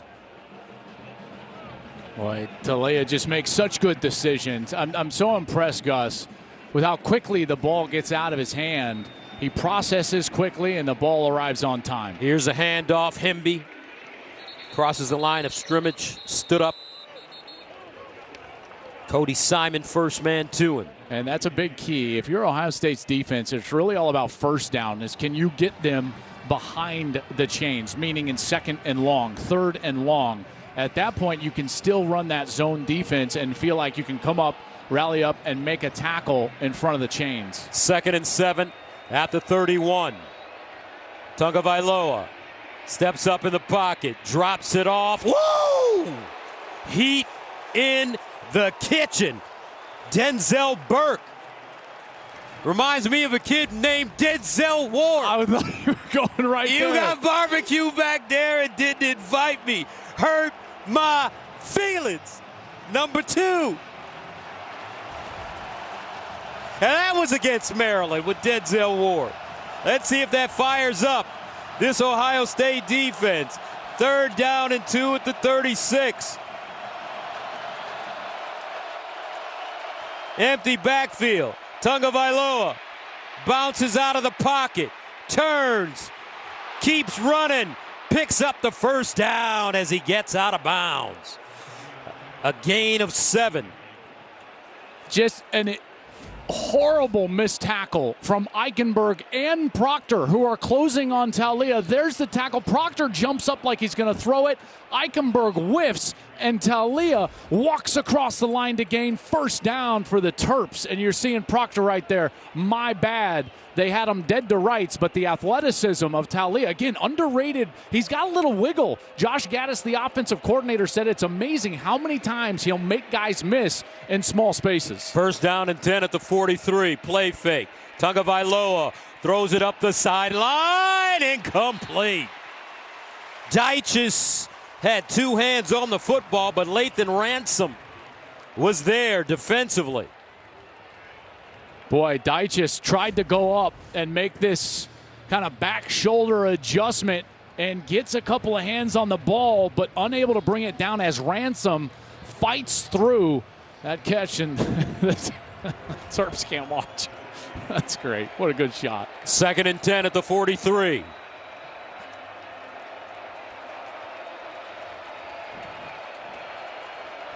Crowd back in it. Tagovailoa scrambling. That one deflected and incomplete. Good pressure by Ohio State. Remember these crossing routes earlier, and then they got the big conversion? Well, they try to run them again, but Ohio State adjusts and just runs zone coverage. You can't cross them up at that point. They all stop, nowhere to go with the ball. That is a great adjustment by Ohio State's defense. Brings up a longer third down situation. Now you got to be aware of where Tuimoloau is, 44. He's your best pass rusher. Caden Curry got a hand on it. Third and 10 at the 43. Can the Buckeyes get off the field? Tagovailoa under pressure. Tagovailoa turns the corner, lets it go. Intercepted. Ransom. Down inside. The Maryland 40 and the defense comes up with a big play again.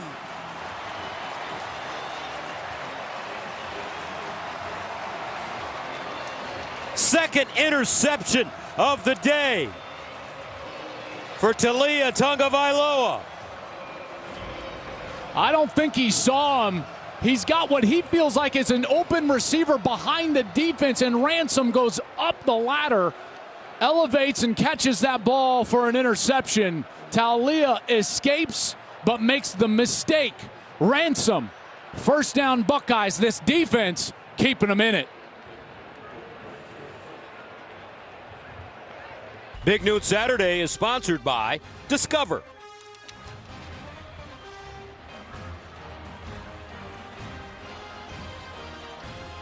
(17-17), seventh time in his career, Tagovailoa has thrown multiple interceptions in a game. Yeah, and really three mistakes today, and that's it. That was the pick six. And then at the end of the half, we talked about the check down, and then right there, a pick on the outside now sets up Ohio State with good field position. On first down, they pitch it to Trayanum. Trayanum running hard, upended by Dante Trader after a gain of 6. Well, we saw them jumpstart this offense on the last series with deep shots. First down, Marvin Harrison. They got a pass interference. The next play, they went all the way down the field to Julian Fleming. Let's see if they take another shot here early on this series. 2nd and 4. Trayanum remains in the game.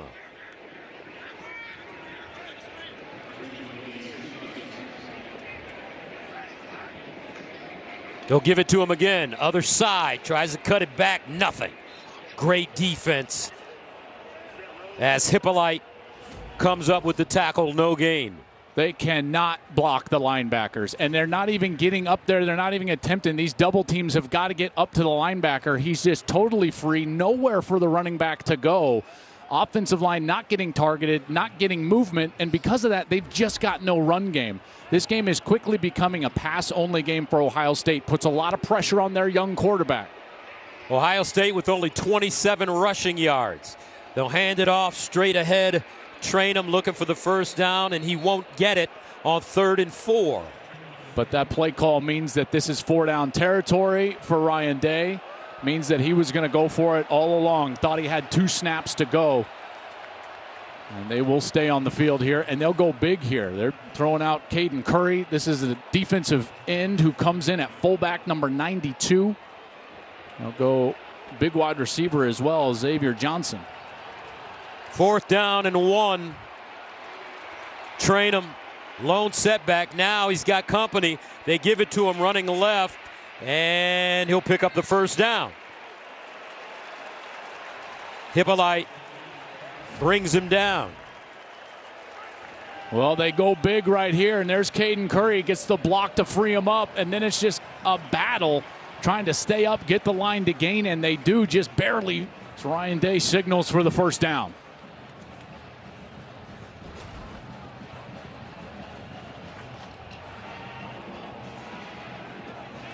Four consecutive runs for the Buckeyes. First down at the Maryland 28. Play fake. McCord looks backside. Wide open receiver. This is Stover, his tight end, and he's out of bounds at the 5. A 23-yard gain. He was lined up on that right side and snuck over to the left side of the field, the formation. A little bit of a half roll there, and you can tell Ryan Day is taking his shots. Last series, now this series, getting those play calls to try to get Kyle McCord open receivers down the field. First down and goal at the 6.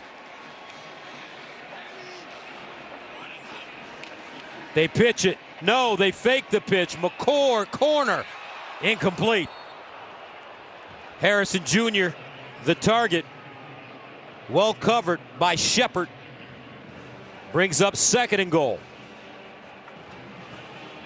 Well, this is, I think, when you really got to be aware. Obviously, Harrison in just a matchup one-on-one situation, but then the tight ends. Stover had the big catch on this series. This is when you can get tight ends loose, whether they're going in the flat or they get lost behind the linebackers after the play-action fake. Stover, an excellent receiver. He's a Sunday player, there's no doubt. And in the red zone, a tight end can be a quarterback's best friend. Stover, 7 catches for 52 yards against Notre Dame in his last game. Oh, that was so smart by Maryland. Oh, just so smart by Maryland. This is going to be a timeout for Ohio State because they substituted late with the play clock going down. So Maryland has the opportunity to match up. So they did it, but ran a guy all the way in and waited until he got on the field and then ran the guy he's subbing for off the field. It forced Ohio State to take their timeout. I'll tell you, Mike Locksley is locked in over there. He saved a timeout for himself. Here's the clock. Watch this, Gus. See, they're holding them because Ohio State substituted. Now Maryland will get a chance to match up, and they take the whole clock. That's really well done by the coaching staff for the Terps.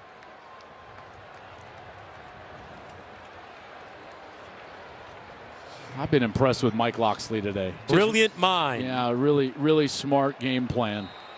Second and goal at the 6.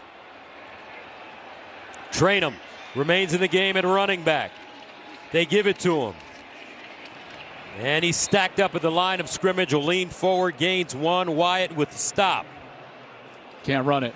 It's a passing game. It's a passing game for Ohio State. As much as they want to try to establish the run, win the line of scrimmage, they are not doing it up front. So it becomes a passing game. McCord has to be on time. He's got to anticipate, and he's got to make quick decisions, in particular here on a third down. Third down and goal at the 5.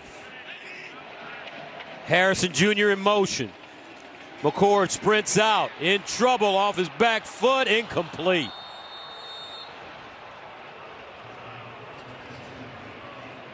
Quayshawn Fuller with pressure. And that'll bring on the field goal unit for the Buckeyes. Trying to get Stover on a throwback. The tight end looks like he's blocking, and then he gets over to the left side. But it was man coverage, and you got to credit Dante Trader. Was not fooled and was there in coverage. So Jaden Fielding, the sophomore, comes in to attempt a 24-yarder. Up and good, and Ohio State has the lead. 20-17. Will Mike Locksley regret not getting the 3 points at the end of the first half? Well, for him, he's got to try to move forward, but that definitely could come back to haunt them. That scenario at the end of the half, and now what has become a 3-point game. But how about this defense? You know, that is a huge moment for this defense. A defense that to be honest with you, watching film coming into this day, whether it was statistically or on film, they were not a great rush defense, and they have done a marvelous job. And the Buckeyes have no ability to run it. So when they get inside of the 5, it just becomes about discipline from your secondary, and you saw it from Dante Trader. Part of that, Gus, is that they can't play action. So now the safeties, who haven't even had to get involved in the run defense, can just sit into coverage. This is what makes it so difficult, and that defense has done a heck of a job. Credit Brian Williams. Brian Williams, their defensive coordinator, had a good plan, and they've executed really well on that side. First lead of the day, though, for Ohio State. Octavian Smith Jr. is the deep man, and he lets it go over his head and into the end zone. You know, on the flip side, it's been the Ohio State defense that have kept them in the game. You know, it's these two defenses that have made plays, haven't they? Yep. Absolutely right. Ransom and Proctor both with interceptions. Proctor returning one for a touchdown. Rain coming down here in Columbus. It was expected in the forecast for the second half. 53 degrees at kickoff time. We've got some good football weather for you, folks. This is what it's about in the Big Ten Conference. Kobe McDonald in at running back, play fake. Talia scrambles out of the pocket, turns it up, and Tagovailoa goes out of bounds close to the first down marker. 2:12 to go in the third, first down Maryland. And he's just got that ability. You know, I don't think he's beaten a ton of people in a 40-yard dash, but he's athletic, you know, and gets out of the pocket there and makes an easy first down. At the 35, he'll drop it down. Howard, and Howard just dropped by Josh Proctor, a loss of a yard. These two safeties have played so well. It's not just been the interceptions. They've been pretty good in coverage today as well. Proctor and Ransom, a couple of guys that a lot of people were unhappy with around here because of the big plays we talked about from last season, but they've been outstanding this year. They've been more disciplined with their eyes and certainly much more sure tacklers in the open field. 2nd and 11.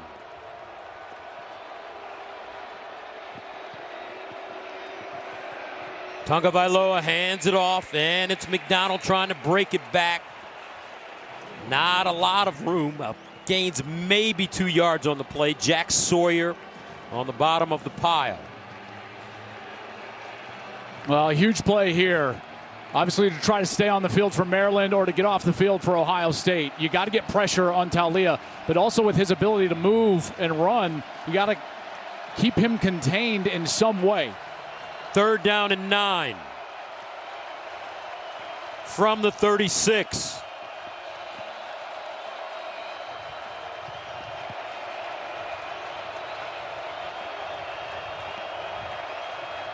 Tagovailoa under pressure, and he's tracked down from behind by Sonny Styles. And Maryland will have to punt it away. I tell you, Styles right here. Watch Sonny Styles. He just baits him, and then comes on a little delay blitz from his original alignment. So it's a good disguise from the strong safety. And you talk about athleticism. Tagovailoa is not getting away from Sonny Styles. 6'4", 230 pounds. He is one heck of a player. Spangler will punt. And that takes us to the end of the third quarter. 20-17, Ohio State.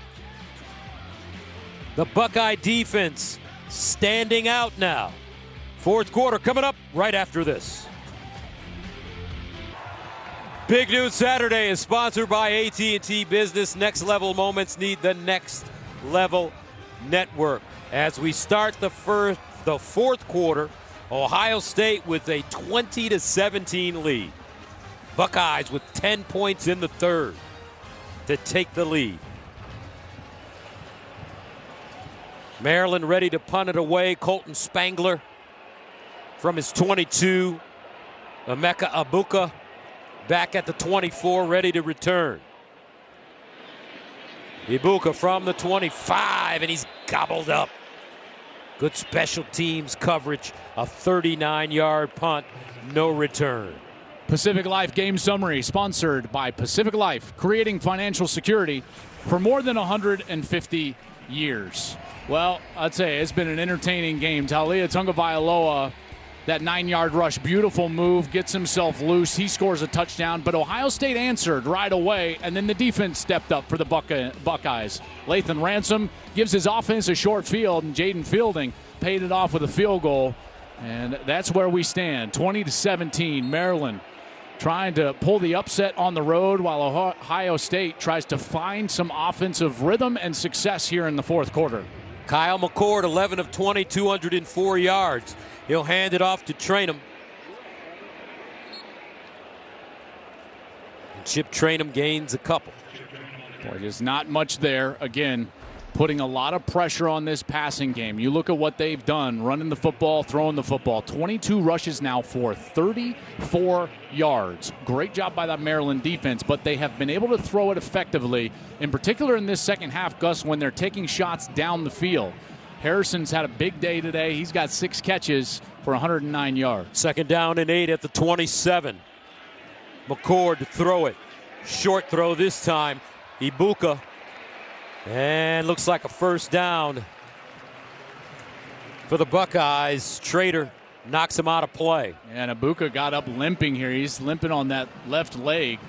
Like down on the field before the game, I was so impressed with the physicality of these wide receivers and just how big and strong they are. Egbuka is 6'1", 206, but he's going to take himself off the field and actually just go down here to give himself and his team a little bit more time as the play clock was about to go under 20 seconds. He was tackled awkwardly there on the sideline. It looked like he kind of got rolled up on as they went out of bounds. Against Notre Dame, Egbuka, 7 catches, 96 yards. Caught some big passes on the winning drive.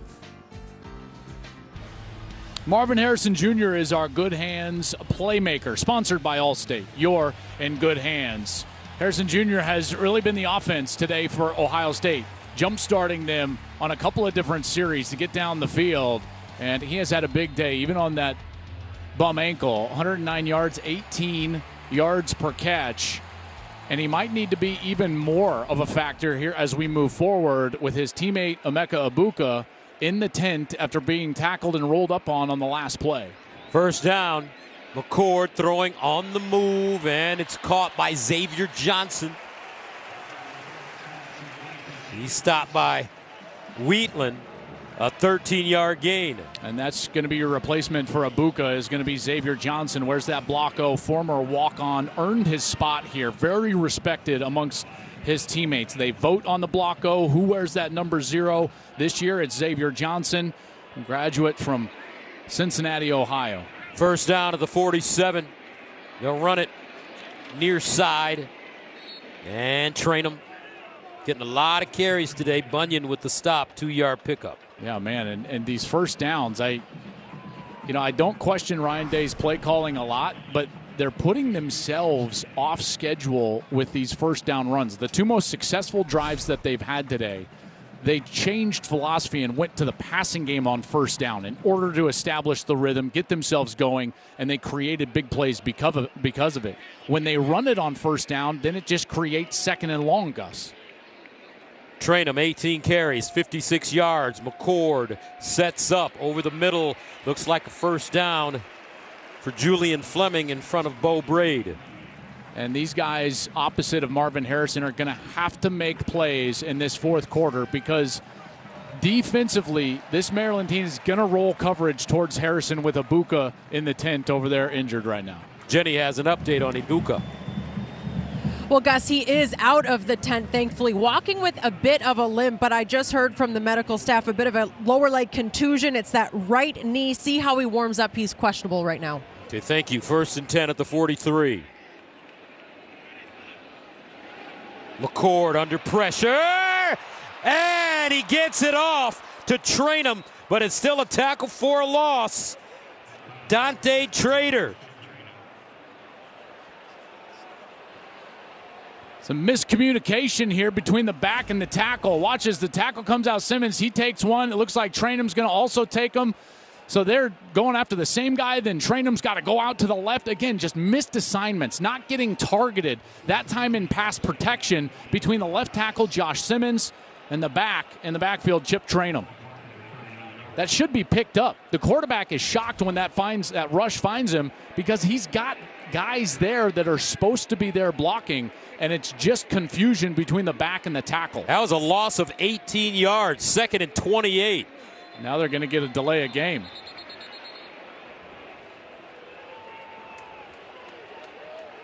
Delay of game. Offense. 5-yard penalty. Till 2nd down. A comedy of errors for Ryan Day's squad. And you hear the fans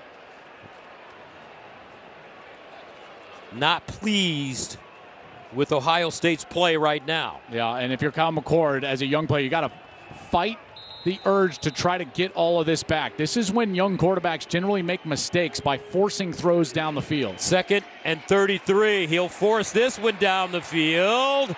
Over the shoulder, and it's caught. What a grab, and what a throw by McCord to Harrison, and a flag on the play.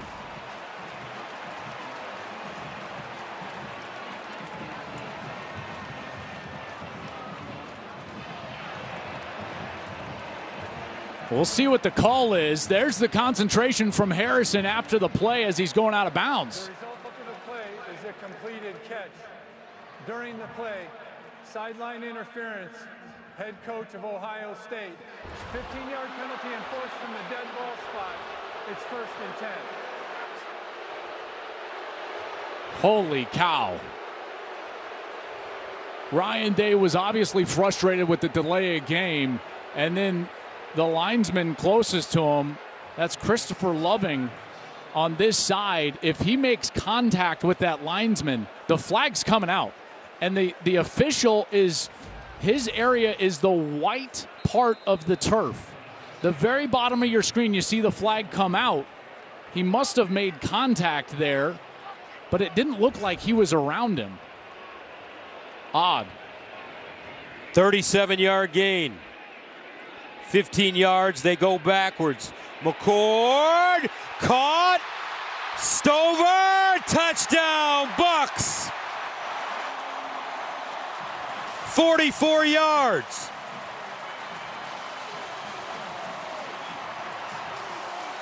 And Ohio State takes their largest lead of the game, 26-17. Boy, all the action going this way with the motion and the fake, and then watches the tight end, Cade Stover, is just going to run a corner route. The safety comes all the way down to stop the run. Stover's wide open, and then Dante Trader, number 12, you can tell he comes up with a hamstring injury. He was the closest Maryland defender, but comes up gimpy as he grabs the back of that leg. He's going to be helped off the field as Stover is into the end zone, and now Ohio State opening up a lead here, an extra point away from a 10-point lead here in the 4th. 6th receiving touchdown of his career, 1st of the season for Cade Stover.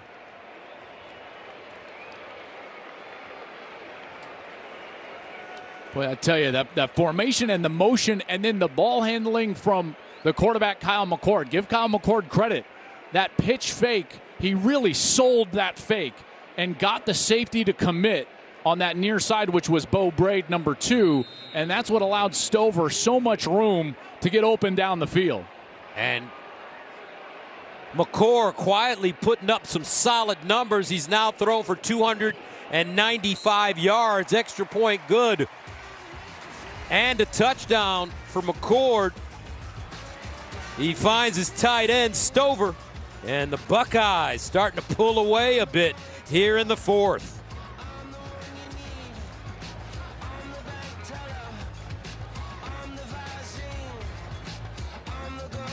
Big Noon Saturday is sponsored by Pacific Life, creating financial security for more than 150 years. And by Wendy's. Try Wendy's new Pumpkin Spice Frosty today. Hey, that guy's famous. That's a big nut guy. I've taken about 10 pictures with him. Ohio State super fan. I know he's happy right now. It's because Kyle McCord and the Buckeyes starting to pull away. 17 yards per completion. Maryland ready to receive. Octavian Smith Jr. is the deep man. That one over his head and out of the end zone. The college football action continues next as UCF takes on Kansas. Then at 8 Eastern, it's a Mountain West showdown as number 24 Fresno State puts their 14-game winning streak on the line against Wyoming. Catch all the action all right here on Fox. Well, this defense did its job for Ohio State. Getting a couple of turnovers, they got a score, and then the offense finally started finding its rhythm in the second half. 3 possessions, 3 scores, a couple of touchdowns and a field goal, but really it's this defense that was able to hold them in this game to that point and give the offense a chance to find their footing. First down at the 25, and Maryland trying to run.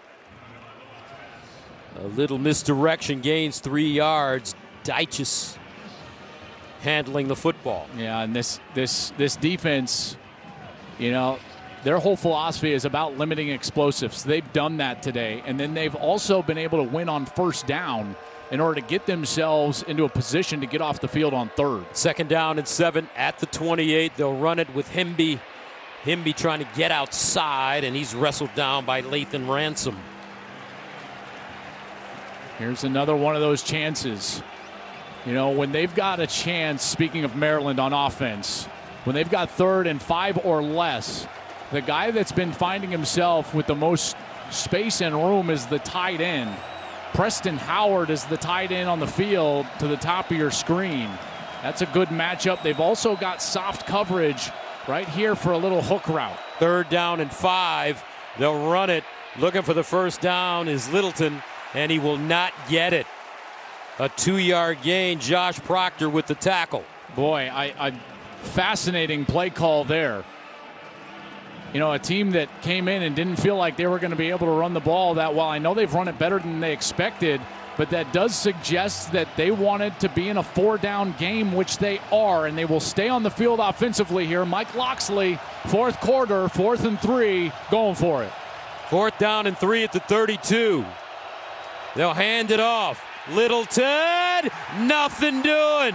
Terrific defense. JT Tuimoloau gets there first, no gain, and Maryland turns it over on downs deep in their own territory. Tuimoloau does a great job of getting in the hip pocket of the puller. So watch as the lineman is going to pull around this way, and what does JT Tuimoloau do? He just follows him right in his back hip pocket. Doesn't make the play, but he slows him up, and then everybody else can get there. Igbinosun, the corner, is in on the play. Cody Simon comes in on the play, and Ohio State with a great 4th down stop. There was a late flag there, Gus, that I didn't even see, an unsportsmanlike on the Maryland side, but that play won't go down as a statistic or a stop for Tuimoloau, but he made that play with his effort and his detail. Again, if you're a defensive end, that tackle pulls, get in his hip pocket, and run with him right down the line of scrimmage. That's exactly what Tuimoloau did. So Ohio State, what a gamble by Mike Locksley. Questionable, I would say. With 8 minutes and 33 seconds to go, Buckeyes with the football at the Maryland 17. Trayanum in the backfield behind McCord.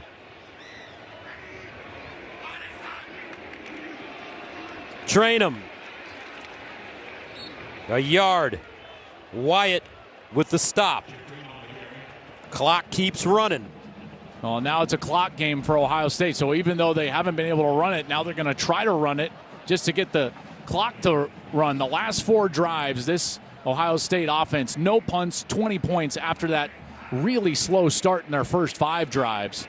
They've got the rhythm. That might be why Mike Locksley wanted to go for it, because the offense for Ohio State had established that they were going to get down the field and score, and he didn't want to give the ball back to him right away. 2nd down and 9 at the 16. Timeout, Ohio State, their first of the half. Timeout on the field. Ohio State calling a timeout. Back to Columbus after this. And welcome back to Columbus, 27-17. Ohio State, 5th-ranked team in the country.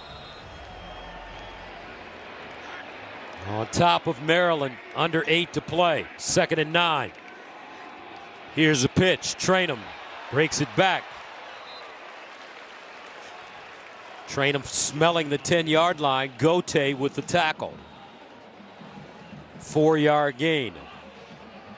Ohio State in no rush now. No, and you know, in a perfect world, they're going to cap this drive off with a touchdown.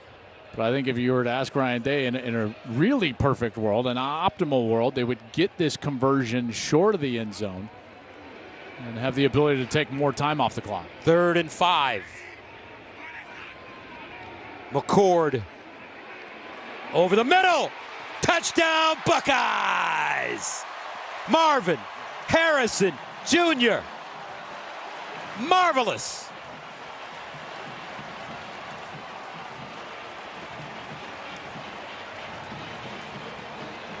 Defense number 0, 5-yard penalty, 3rd down. And they're going to wipe this one off the board.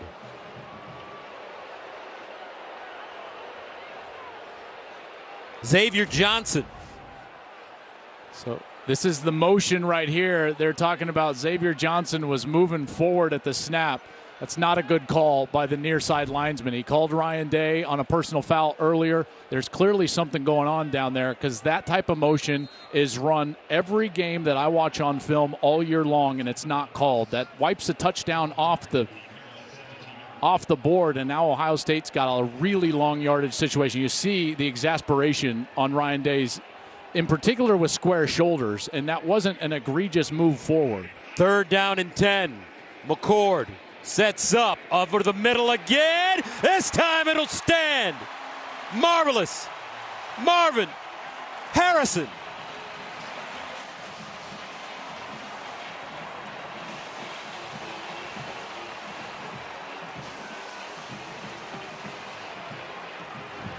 Marvin, 8 catches, 163 yards, and a touchdown. Watch him just settle after he breaks over the zone, that second-level player. You see how he just kind of settles through that zone, does a great job, gives his chest to the quarterback. Kyle McCord on time, on target, and it's an easy touchdown for the Buckeyes. Extra point, good. 34-17. 17 unanswered points by Ohio State. And guess what? Kyle McCord throwing dimes. He's over 300 yards passing and 2 touchdowns. Big Noon Saturday is sponsored by State Farm. Like a good neighbor, State Farm is there. Is that an old school Brutus sighting? I mean, it looks like the original. Might not be the original, but certainly old school. 34-17. Buckeyes in complete command of this game now. They found their rhythm in the second half. Ryan Day, one of those coaches that really makes terrific halftime adjustments. Yep. Time permitting, don't forget to join Rob Stone and the guys for the BMW Ultimate Update. Ryan Day's offense normally a BMW 600 series type, fast, furious, sleek. Well, they weren't that early, but they certainly have been over the last few possessions because of that guy. I tell you, man, this guy. That's Maserati Marv. Nice. That's a good one.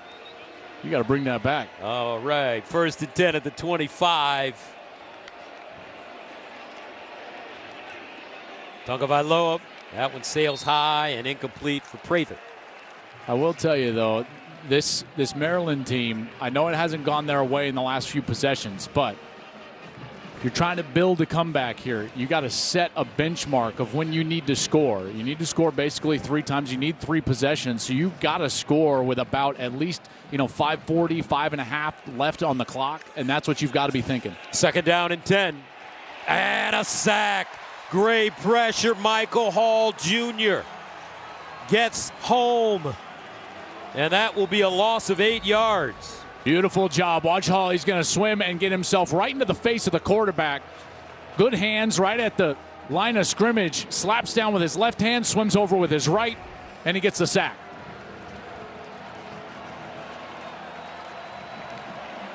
Third and 18 for Maryland.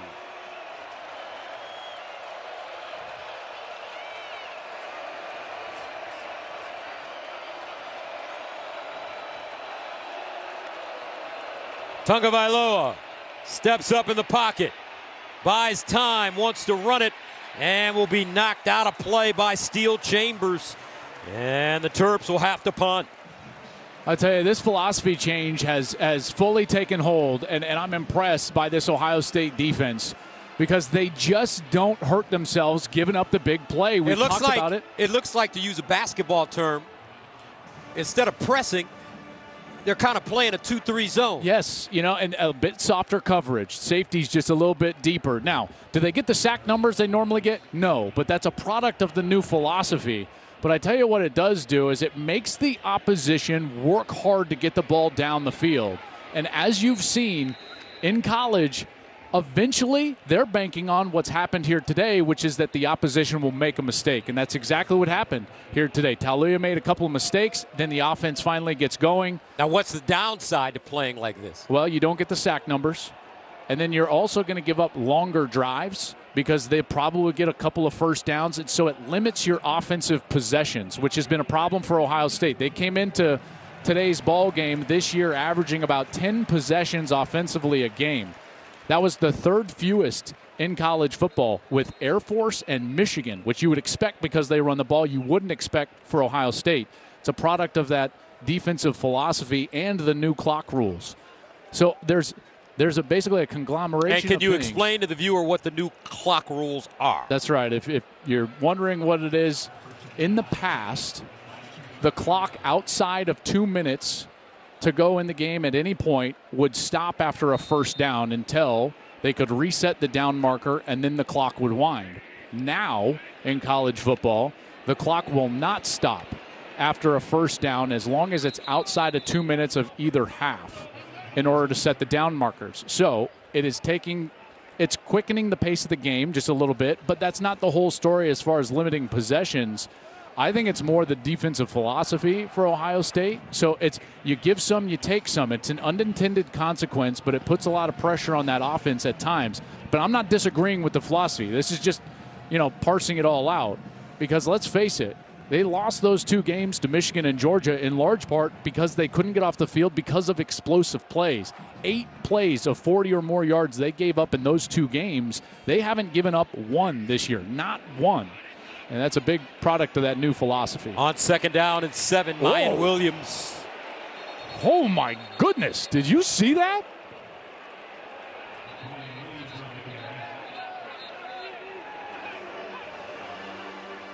Whoo, you talk about a physical finish. Oh, my gosh. Lower your shoulder, young man. That was Gavin Gibson on the receiving end of that right shoulder from Mayan Williams. Mayan Williams, 5'9", 226 pounds. And Gibson, a little woozy.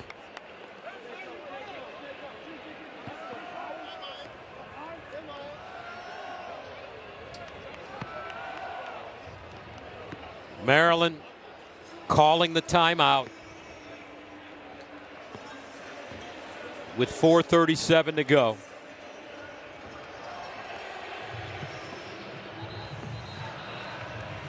Mike Loxley heated on the Maryland sideline.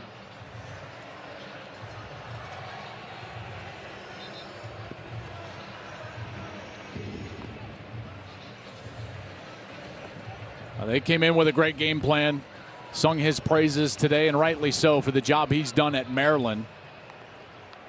brought them to a place where I think that they're pretty clearly the fourth best team right now in the Big Ten. You know, behind the three teams in this East Division that have put themselves in the top 5 in college football. 3rd down and 4 at the 44. McCord over the middle, another reception. This time it's Carnell Tate. Gains 8. You know, it's always fascinating coming here to Ohio State because they always have great young players, Gus. You know that. You remember the first time we ever saw Chase Young as a true freshman. Yes. They all pointed and say, hey, that kid's going to be great. I remember coming here when Garrett Wilson was a young player. Hey, that kid's going to be great. I remember Marvin Harrison. Hey, that kid's going to be great. Chris Olave, the same thing. You're exactly right. Well, guess who they're talking about right now? Carnell Tate. They say that this guy, Carnell Tate, number 17, is your next special guy on the outside for the Buckeyes. He's from Chicago, Mayan Williams. And Williams, look at the leg drive, 1st down, Buckeyes. But I'm impressed with one man in particular today. His name, Kyle McCord. 19 of 28, 320 yards. Passing, 2 touchdowns, no interceptions. And now a career high 320 yards. And now finally a little physical run game. But McCord had to do this largely without a run game. And that's difficult to do for a young quarterback. And you're right, Gus. He stepped up and made some quality throws and didn't start off the game all that great. I think he was one of his first 7, if I'm not mistaken, right around that point. And he settled in and made some really nice throws down the field. And it also helps, by the way, when you're throwing to number 18.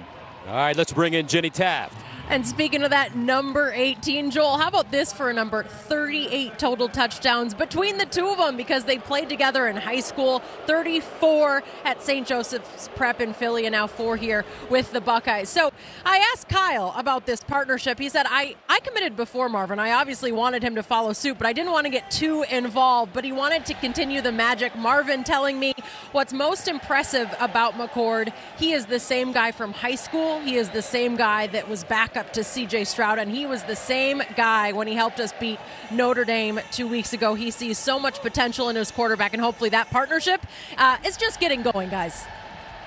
Well, this is what it's looked like today, Jenny.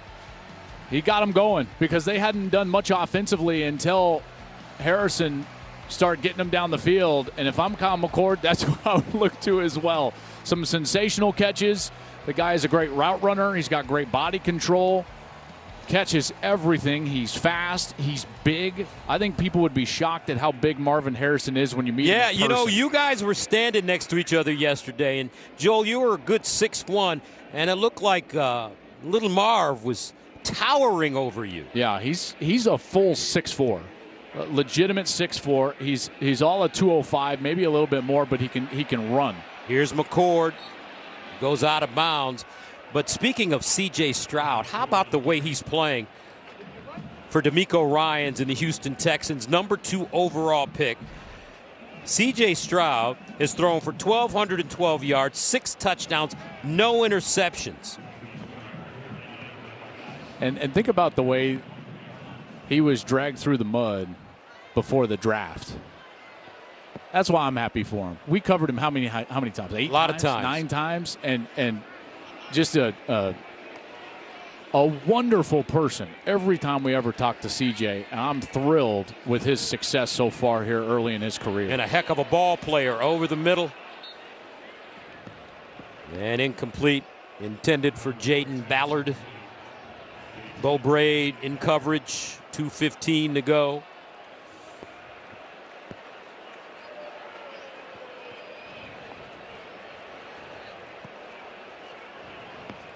Ohio State looking to go 6-0. They bring Jaden Fielding in to attempt a 41-yarder. He's been good from 36 yards and 24 yards today, trying to complete the trifecta, and he does. 37-17, and Coach Day 2 minutes and 10 seconds away from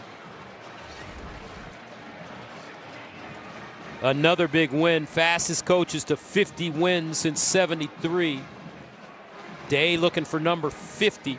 And what a job he's done at Ohio State. Ryan Day is only 44 years old in his 5th season. He's 32-2 coming into this game in Big Ten play. Won Big Ten titles in 20 and 21. Big Ten Coach of the Year by the media in 2019. Won his first 16 games. Played Alabama in the national title game in 2020. Went to the Final Four last year, barely losing to eventual national champion Georgia. Well, this guy is an excellent coach. And now he's better than an excellent coach. He's one of the best in all of college football. And rewarded accordingly. You know, that's why he's got what he's got as far as he's got a top 4 contract in this sport. Gene Smith took a chance on a young assistant coach, and it's really paid huge dividends for the Buckeyes. Now with 3 top 10 teams in the East Division, Michigan, Penn State, and Ohio State, the Big Ten East is the division to watch in college football. The only question is who will come out on top. Big Noon will have the answers this season. Only on Fox. We've got all those games. Man, I tell you, this is as good as it gets coming down the stretch. In a couple of weeks, Penn State will be here to face Ohio State. Then Michigan will face both of these teams in November. And I tell you, whoever comes out of this is obviously going to be a playoff team. I would think, you know, a team with just 1 loss is going to have a great argument to also be in the playoff. I mean, similar to Ohio State last year. Yeah, this is a great conference this year at the top with these 3 teams. And I tell you, that's around here what everyone expects. You know, it's not just, hey, man, I hope we have a good year. It's like we expect to go win the Big Ten. That's what they require from their head coach. And the fact of the matter is in the last couple of years, you know, in those biggest moments, they've come up just short. How does the Big Ten stack up with the other top conferences, SEC, Pac-12 this year? The Big Ten is the best at the top. They've got 3 of the top 5 teams in the country, 3 of the best defenses in the country. I'd say the deepest conference is the Pac-12 because of what they've got right behind their great teams, which is about 4 or 5 really good top 25 caliber teams. Obviously, Maryland gives the Big Ten a lot of depth here. But as far as the top end, the Big Ten, they have 3 teams that I think have national title aspirations and hopes, and they're legitimate, in particular in a year in which I don't think there's 1 great team out there or even 2 great teams. I think we got a lot of parity in college football this year, finally, and that's going to play out over the next 2 months. Maryland sends it away with under a minute to go.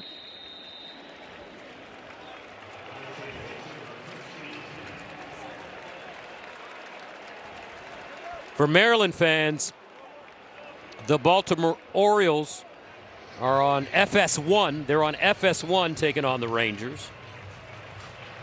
Those with a great year. And this young man, Kyle McCord, may be destined to have a great year as well. He's got some huge challenges in front of him. Well, they definitely faced some adversity here early in this game. Being down at home wasn't looking good. This is what they've got coming up. Purdue next week. That giant matchup with Penn State. That one's in the shoe before they take on Wisconsin, Rutgers, and Michigan State. Here's a handoff on the right side. Mayan Williams. Tough loss for Maryland, but this is what the Terps have coming up. Illinois, Northwestern, and then a big game against Penn State. Yep. And, you know, you look at this schedule, and they'd obviously love to knock off one of these 3 great teams in the Big Ten East.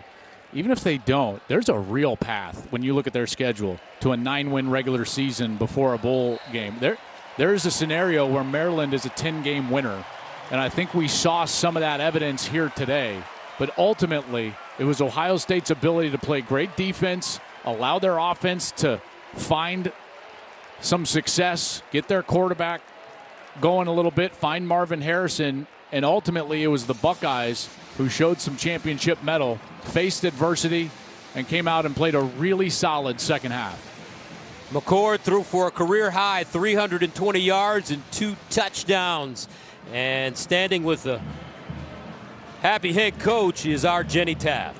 All right, Gus, thank you so much. Well, Coach Day, it's really not a secret that you were not happy when we walked out together at that half. What was addressed in the locker room and how you guys finished this game in the second? Yeah, just not very happy with how we played in the first half, especially on offense.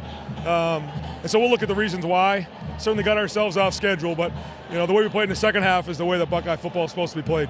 Your defense also, you were so complimentary of the way they kept you in this thing with those 2 picks. What can you say about their potential and the way they've made strides for this season? I think that's the point. What's the potential? I think it started here, it got to here. We know that we can even get better. We're going to get on the film and get better. But when we're playing complimentary football like this, we have a chance to be as good as we want to be. We're not close to where we need to be, but it was good to play this way in the second half. And a lot to grow upon, a lot to build on. I don't know what it was coming off of the bye week, whatever that was, but the guys played tough. I thought they played physical in the game, and it was a good win to get here. Now we got to regroup and go beat Purdue. Hey, congrats on 50 wins. I know it's not easy to talk about yourself, but what does that number mean to you? It just means everybody here. It's the players, it's the coaches. This is a wonderful place, great place to be. And one of my favorite things is getting a win at noon and going home and celebrating with the family. So we're going to do that today. All right, go enjoy it. Thank you. Thanks. All right, Jenny, thank you very much. Ohio State scored 37 of the game's last 44 points after trailing 10-0. Marvin Harrison Jr. with season highs of 8 catches and 163 receiving yards. 37-17 the final. For Jenny Taft and my quarterback, Joel Klatt, I'm Gus Johnson saying so long. 37-17, the world famous.